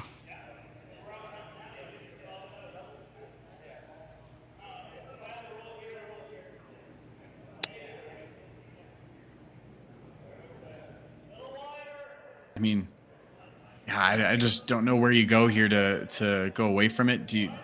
If you hit and then hit a little bit on the high side here, so the out turn hit, roll a little bit, try to roll under that red yellow and use those staggers. That freeze that we just made is your like a guard basically. Yeah. I mean, I think that's the only thing you have. The only other thing you could possibly do is just try to, I don't know, dead freeze to this one here. But if you're off by any margin, Kevin's just going to pick it out. Right. And even a dead freeze, with the amount of weight that Kevin can throw, he hits a corner of it and it's still going to go. So I, for one, would have voted for the around the world shot just because I like to be entertained. But I understand the thought process here. This rock's got to move in. Yeah, they're playing the other turn here. They're playing the out turn on this kind of tricky side. And yep. Close. They probably wanted that to roll that about a stone further. I think if they could go back and do it again. Stone further, and that's a lot tougher of a shot to deal with for Kui. Probably has to try and throw a drawdown to freeze to it, but instead, you can just pick this out, and the force is beyond. Yeah, he's quite a bit of tolerance too, because I actually think he can hit the red and still take this other one out, but.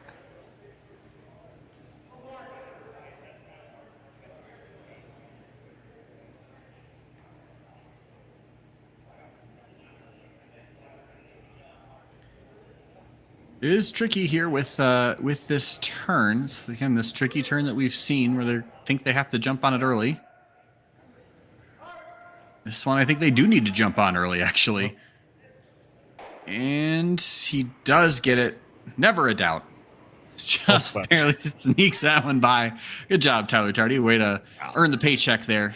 And just going to be a draw for 1 here for Luke Violet and Team Casper. Yeah, somehow the shooter stuck around at that weight. But yeah, what a great scrub by Tyler, who's treating himself to some cooler water back there. Yeah, go ahead and get your second cup there. I believe he sounds like at one point there was some team discussions happening earlier in the event, and Tyler went and just sat in the stands with a couple of the fans to take a little bit of a break. So he's had some well-earned breathers a few different times throughout the course of this event. Quickly trying to turn himself into a fan favorite here, I think, hanging out with the fans in the stands.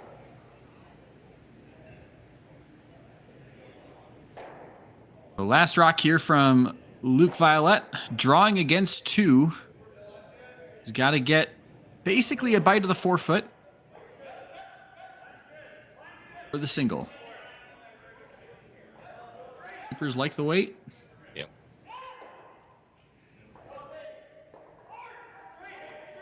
And right to the tee line. Great shot there from Luke Violet.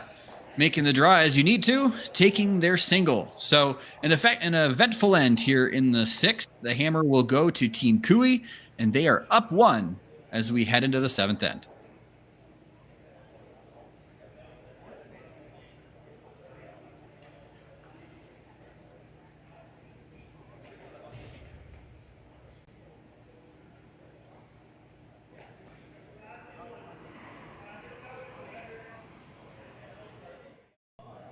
Welcome back here for the 7th end from the RBC Dominion Securities Western Showdown from Swift Current Curling Club.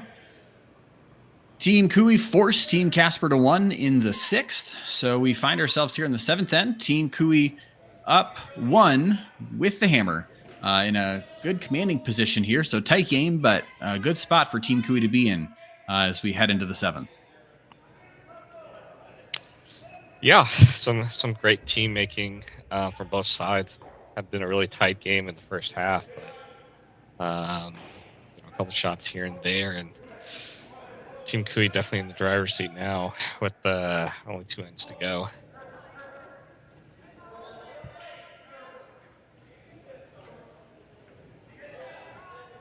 Yeah, it's an interesting setup here for each team. We talked last end how, Team Kui was going to go really hard for a force and Team Casper was going to push really hard to score 2. And we saw that even late in the end, Team Casper was, playing draw around a corner guard instead of, hitting any of the rocks in play, trying to do their best to set up a score of a multiple. Now here in the 7th, kind of flips a little bit. Team Kui would love a blank. That's a fantastic result for them. And Team Casper would love to get a force. Force from Team Casper means that they've got hammered down 2. Obviously, that's not ideal, but that's at least some way for you to potentially get yourselves back into it in the 8th with hammer. So the two teams with with heavily competing ideals here in this end. It's a well-made shot there. I didn't think you were getting around that center line guard.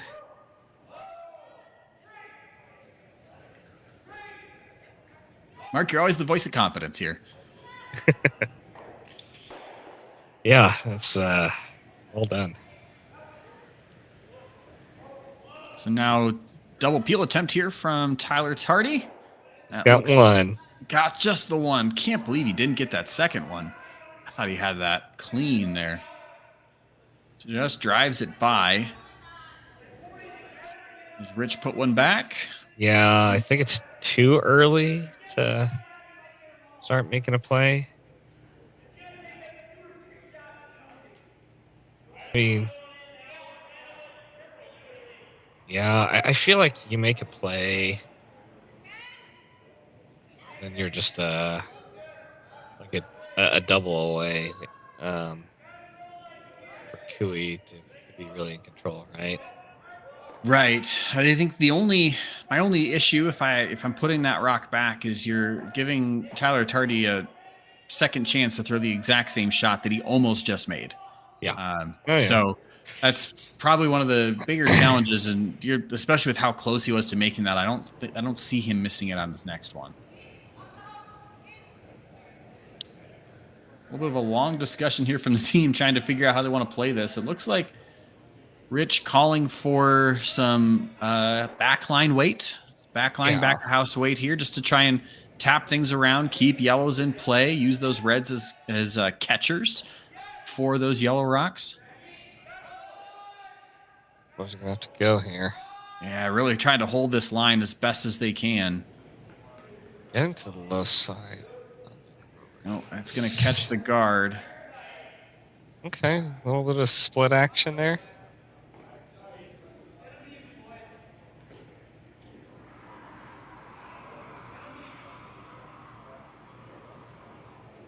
Split action. Does he go for that double?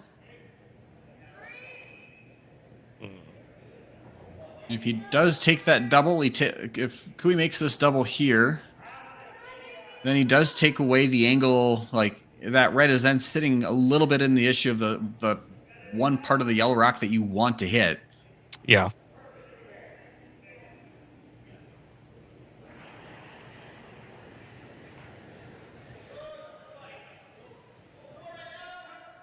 Sweeper's off this one here.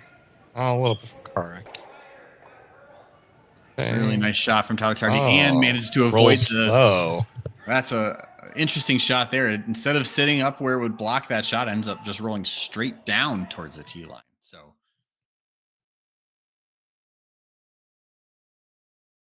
anytime you see something flat, you do run the risk of hitting it just a hair on the low side to do that, but not a bad result though for Team Kui. No, it isn't, but now it looks like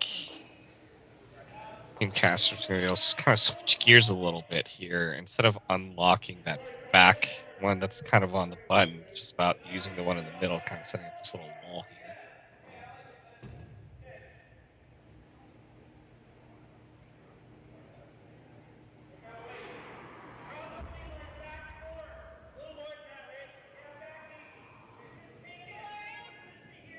Yeah, it looks like, as you said, looking to just create a wall of reds. Basically just, even though they're all above the T line, it's all a lot of rocks that could eventually be used against Team Kui. A lot of rocks to freeze against here for Team Casper if that wall is set up. And a good freeze into a pocket on a future shot is what's going to help you set up for a force potentially.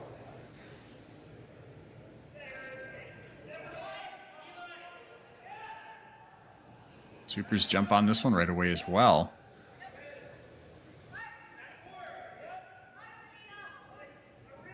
Starting to move here. Still gotta go for the weight, Yeah, I think that was jumped on it.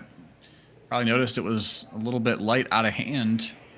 And as a result, just kind of jumps right into that red. Tell you what, constant interesting scenarios in this game. We have not been bored with the different setups that we've had on every end here. Yeah. I mean, just good sweeping just to get it there like a foot higher, and if it's just on it, they're ripping both automatically. They both go easy. I mean, I still think you can rip it.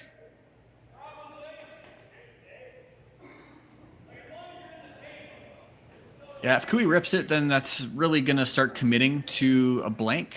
You just got to be careful because you have to hit that just about perfectly to get both of those reds. Otherwise, if you don't hit it quite perfect, you're going to be jamming one of them potentially instead. You know, if you're looking from the overhead, I think, yeah, hitting the one on the right first, that definitely spins off. I think you can still get it. Playing in turn here, I guess from the thrower. Just right in the pocket. I think. Well, he's definitely going to be throwing some weight here.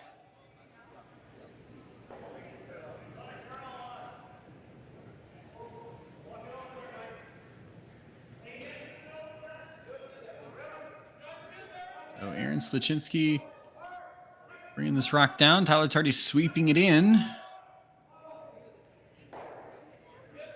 And interesting. So it does hit pretty much right in the middle of those two rocks and actually brings that yellow to a near perfect corner freeze.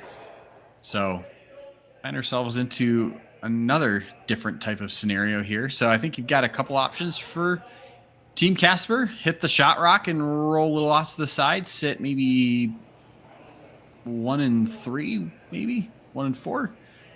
You could play a double here. If you hit that nose, you'll play the nose double there, sitting first and third. Yeah, you're getting a little worried here because there's 4 Kui rocks there. You just got your 1 in there. Although I guess if you're giving up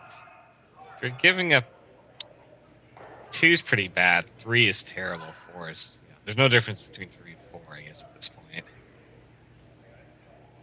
Yeah, exactly. I think you're looking at, you got to go hard for the force here for a little bit. We're still on, this is Ben Richardson's last, so still 2 more rocks to try and the reds are grouped enough here that, push comes to shove for Team Casper. They can start to remove some, but it looks like they're going to try and play this double here, which would then remove 2 of those reds. Yeah, I like this call. Play it. Keeps both options pretty open here. Switching to the curl side now. Yeah, it looks like they made this really nice, I believe. Perfect. Oh. Great shot there. Really nice shot from Ben Richardson, and good management of that rock from the sweepers there. Both Luke Violet and Aiden Oldenburg doing a great job managing that as it's coming down the sheet. First, trying to hold the line to set it to where they want it to, and then Oldenburg did a great job getting it over to make that double, just sneaking it under those corner frozen rocks.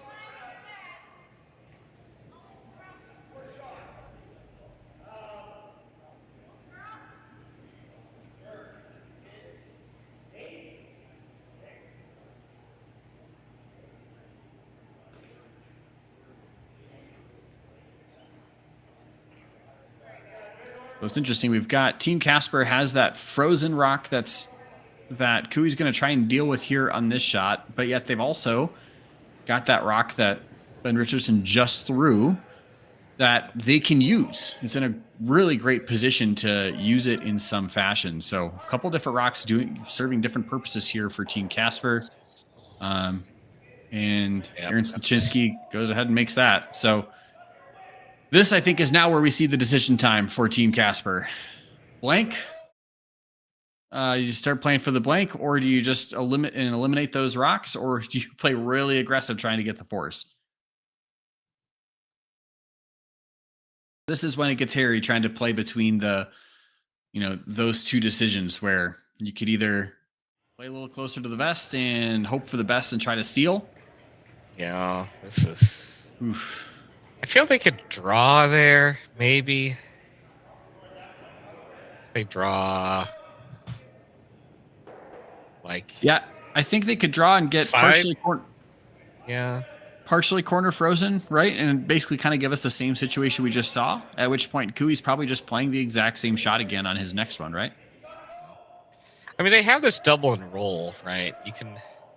Problem is, I don't know if you roll far enough to not leave a double.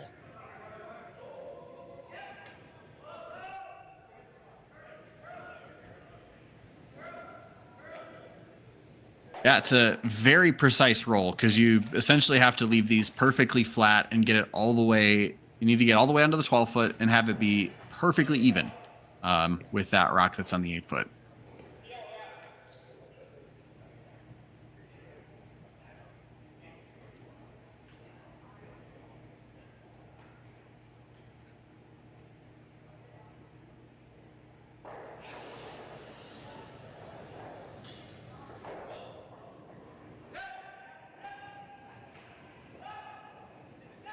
So Ben Richardson, Luke Violet's first rock here, trying to make a really precise double and roll, and not going to roll far enough. Yeah. So double here for Kevin Kui. We're looking at a blank.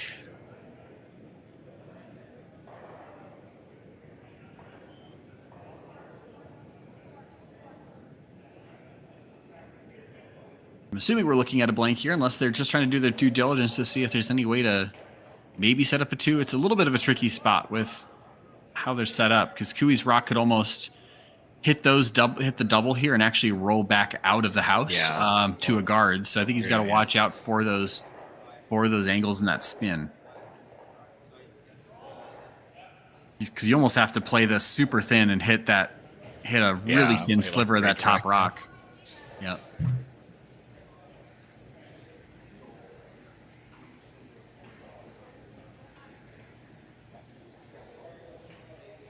Not quite the tick boom that we've hear some teams and other commentators refer to, but pretty close to a tick boom type of shot, just to make sure that you can stick that shooter around. Don't give Team Casper anything to potentially create a force opportunity. See Tyler coming down and taking a quick peek at it, just making sure he understands the distance between those two. Yeah, because there is some space for it to hit the backside and kind of squirt down. If he's playing off the one off the center line first, but we'll talk about that.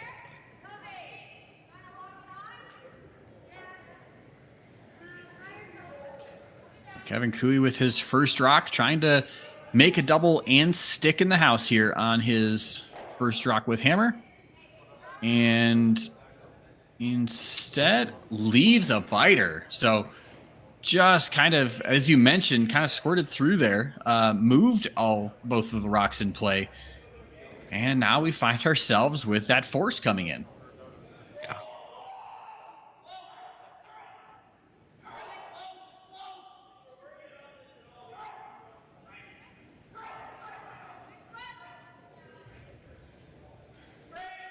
And I don't know that unless it's a really clear spot, I don't think Kui's ever going to try and make a long double for the blank here. So, well, the thing is, if he gives up one, he's tied with coming home. It's be the that's true. Of, that just is true. Giving up one to keep hammer here. Now, some of that's going to just come down to team preference as well. Yeah. You know, where do you feel the most confident in your game? So Ben Richardson's got to hit the paint here with his last one. I don't think that'll be a problem. His draw weight's been right on all game. Because that was a thing, a couple weeks ago with was that Jacobs and Gushu in the game? Yep. Yeah, but Jacobs got booed for. Or wait, no, that was for blanking. I didn't watch that, but I remember reading about it. It was a fascinating set of events. Love seeing if you haven't, Brad Jacobs did a great interview with John Cullen and Robbie Darty. I'd really recommend checking that out. Love seeing the passion from the fans. So, I think as Gushu alluded to at that one, of all the people to egg on, it's not Brad Jacobs. So, but back here to our game, we've got Kui trying to decide, does he want to try and play that really long double for a blank, or as you mentioned, just hitting one out, playing for to retain hammer going into the 8th end. He's got a lot of different options of what he could do here. Take the 1, be up 2 without hammer, give up the 1 tied with hammer. Yeah, I think. Yeah, I mean, I gotta imagine he's gonna wanna keep hammer going, so giving up 1's not terrible, you know. So they can play this, take a free crack at this double here, right? If they get the blank, even better. I guess what the worst case scenario for them situation would be hitting and rolling for the force.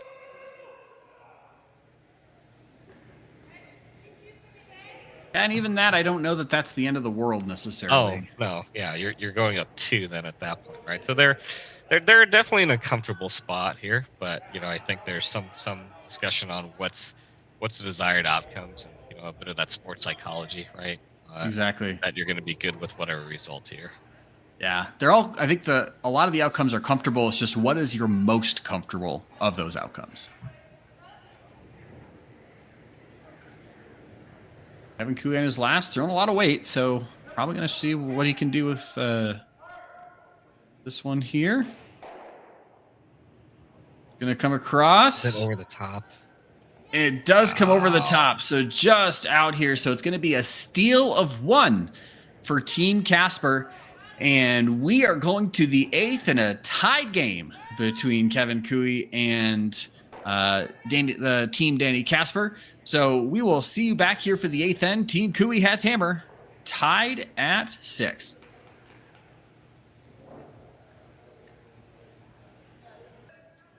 And welcome back here for the 8th end of this C qualifier between Team Kui and Team Casper from the RBC Dominion Securities Western Showdown at Swift Current Curling Club. Great game here on curling.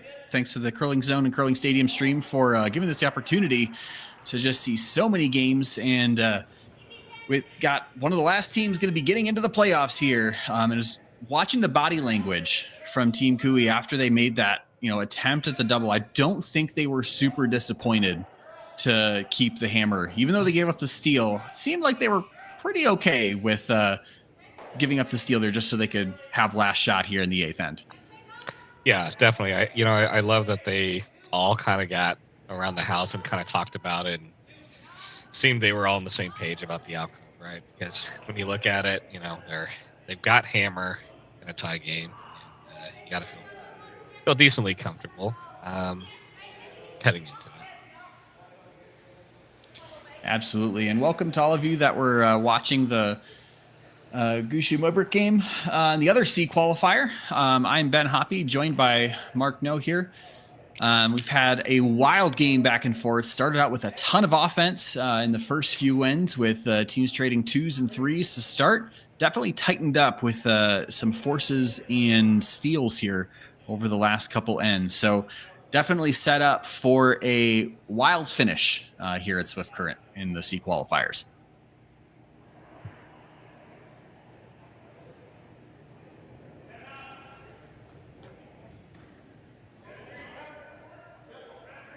does look like Rich Runen's center guard is on the center line there. So really important in the 8th end to get on the center line, take away that any opportunity for a tick shot. So at this point, I really feel like it's going to be a race to the center here as we kind of run through this one. Don't you think, Mark? Yeah, I think the decision here is where are we going here? Are we going present on top? Are we throwing one guard here? Are we? Yeah, I think he first tapped like back button, but I think that would be one of the last options we would pick. Looks like they may be settling on just kind of tapping this here. I don't know. I still feel like it's early. I feel like one more guard's okay here. Yeah, if you go one more guard, I mean, almost no matter what, Team Cooey's can be. I mean, no matter what, Team Cooey's peeling a guard, right? Whether you have one guard or two. Yeah.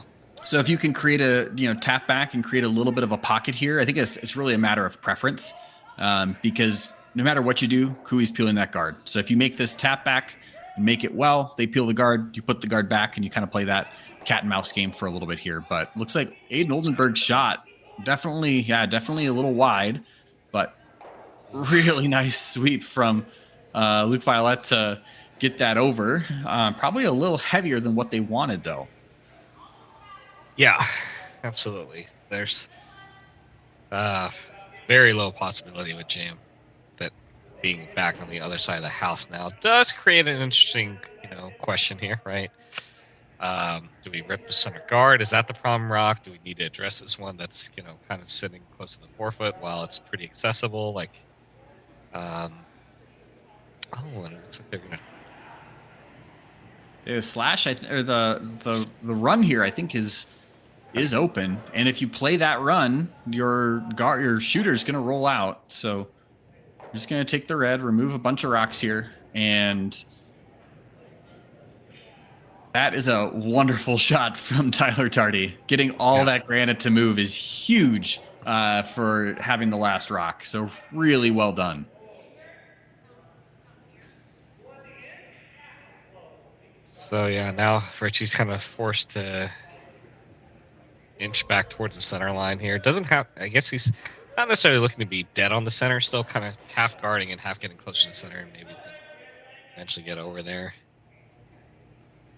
Yeah, I don't know. The tricky part is if you leave it off the center, you're giving a little bit more of an opportunity potentially for Team Cooey to throw a run where they're not going to just stuff it and leave a guard in play, right?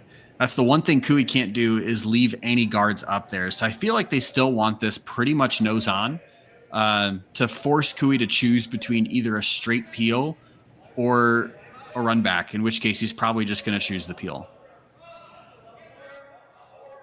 So for the time being, I think Team Casper's got to be pretty well set on just putting that guard, trying to get it dead, covering the rock in the house, and Team Cooey will be content to keep peeling these out for a couple rocks here. Yep.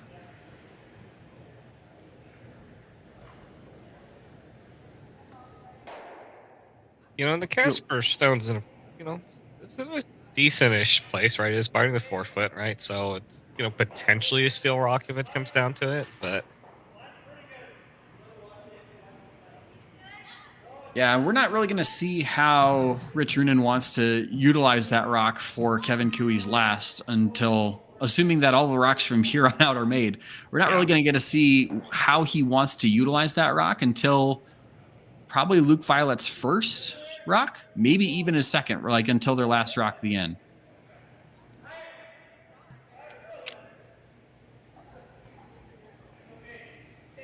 So Ben Richardson's rock here, just trying to see if they can, once again, just fully cover their rock in the house. And sure enough, they do. Moves just a little further over this time. I think a little more enticing for Cooey to think about that. It is, yeah. Just curled that last little bit. And it's higher, too, than the previous one.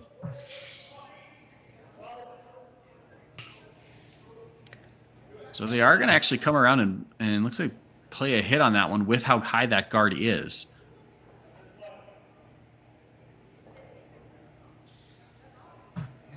have to see what the weight is for this shot. You know, it's a lot of these hits have been pretty weight sensitive.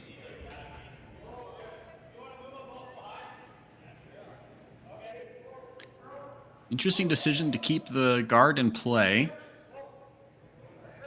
They're just trying to give a rock that now Team Casper would have to deal with.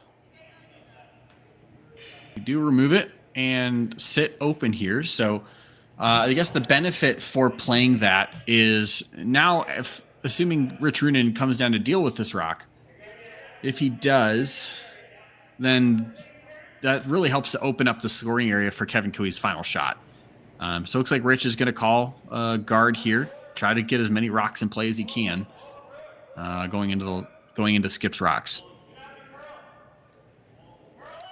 Yeah, you know, as soon as I was talking about they're just gonna guard peel, add a little bit of change up, so shows you how quick these ends, even though it looks routine, can change pretty quickly here. Kevin Cooey just keeping us on our toes here.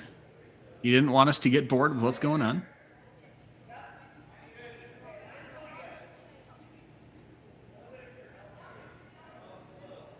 Skipper's on this one a little bit now, coming off of it.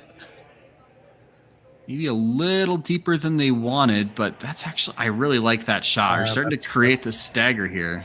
That's sneaky good, yeah.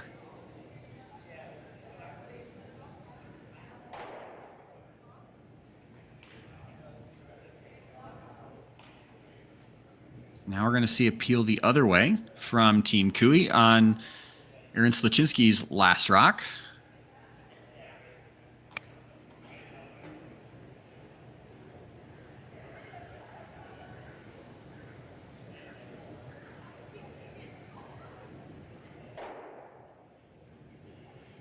Well made. Now a decision time. Do you put the guard up and try to make a shot on your last? Or do you go into action now and get hyper aggressive early? Oh, I don't know. I always like the guard first here, right? It just leaves you one bullet left, but that always seems like a scary thing to do, you know? Yep. And if you put the guard up, you always run the risk of Cooey being the first one into a spot, right? So yeah, if he goes top 4, then you've got to chase and make it better somehow. Yeah. With that ice call, it looks like they are throwing a guard here.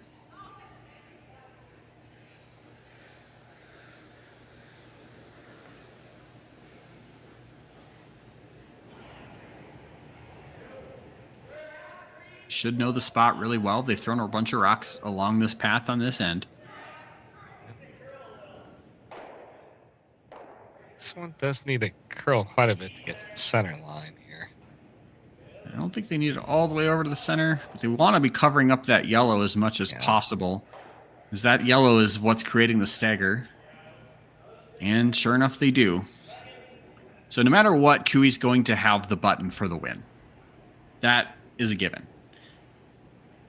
The tricky part here is how much of the button will he need to hit on his last.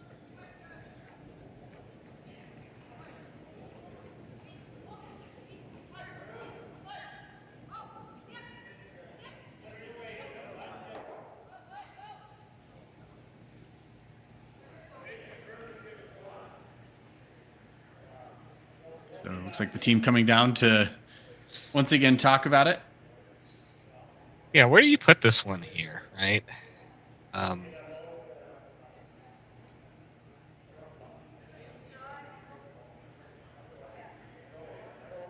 It looks like there's a few different decision points. You know, you could put it, try and put it higher up, which gives you something to run back and also makes it really hard for Luke Violette to bury it anywhere that Cooey can't see it. So you'll have a usable rock. They also had tapped the side of the 4-foot. I'm not a huge fan of that. There's an opportunity to make a hit and a flat roll, Barry. That I feel like is giving that, like, it's a hard shot and it's a precise shot, but I feel like it's almost making Luke Violette's shot a little bit easier than maybe putting it even on the center line. Yeah, you're giving him some tolerance on his shot. I was actually kind of thinking about that. It kind of reminds me. I think it was a Anderson Homan final where she just kind of drew almost open, let her, hit and try to roll, and then just took the other draw and took the draw again.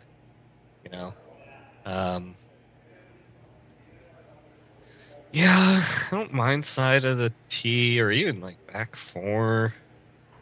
Try to dare him into freezing or just drawing. Yeah, I don't know that I want to play that game of chicken necessarily. Because I think you always have that one on your intern side, right? That you can make that kind of quiet tap. It's not fun, but you got options. I mean, it's the 8th end. I like seeing a little bit of fun here in the 8th. Why not? Well, for no center guards, Casper's definitely making an end out of this here.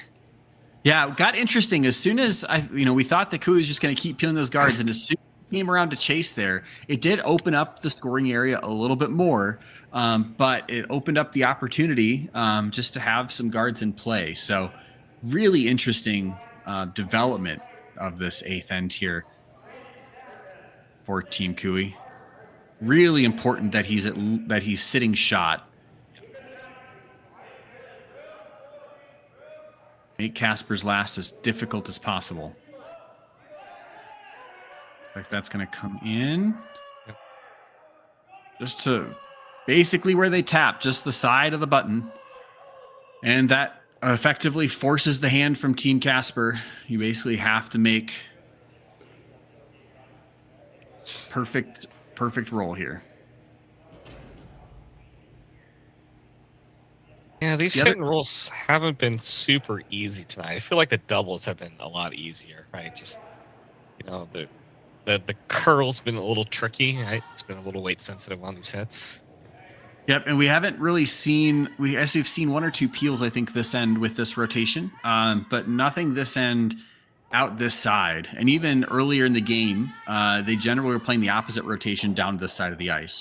So it is a tricky spot for certain. And I guess the other part of Kui playing that draw on his is he just played it. So if Luke Violet makes this shot perfect, Kui knows exactly what he just threw to throw the exact same shot on his last. So Luke Violet's got a hit, sit shot, and ideally bury on this rock. It's got a curl, and it does not. It just sits wide open. So Kevin Kui has a hit on his last. Doesn't even have to sit around. Just got to make this rock go away for the win.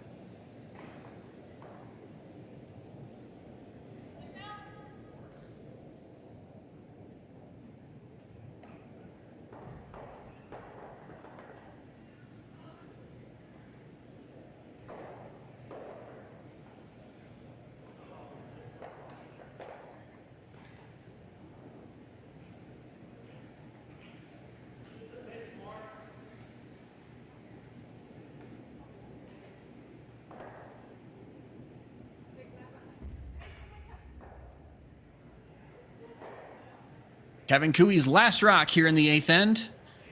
Just needs to make this rock go for the win. And makes it go away, and that is going to be a C qualification for Kevin Kui. They are on to the playoffs. Mark, we had a really fun game here between these two teams. That was a lot of back and forth action throughout the course of that game. Yeah, great shot making by both teams, right? Great weight control on their hits. Just a little bit on the lines. We're kind of throwing them off later in the end, but yeah, some great shots. Good game to watch. Very fun. Very fun game to watch. A really nice run here from Team Casper, especially without their skip. So kudos to them, and good luck to Team Kui as they head into the playoffs here in Swift Current. If you're looking for some more action, there's still the other C qualifier on the ice. Kelly Knapp and Brent Pierce are coming down with looks like a 1 point lead here for Kelly Knapp without Hammer. So if you want to keep watching some games, head over to the other stream on Curling Zone. Thanks to Curling Stadium for putting this on, and good curling.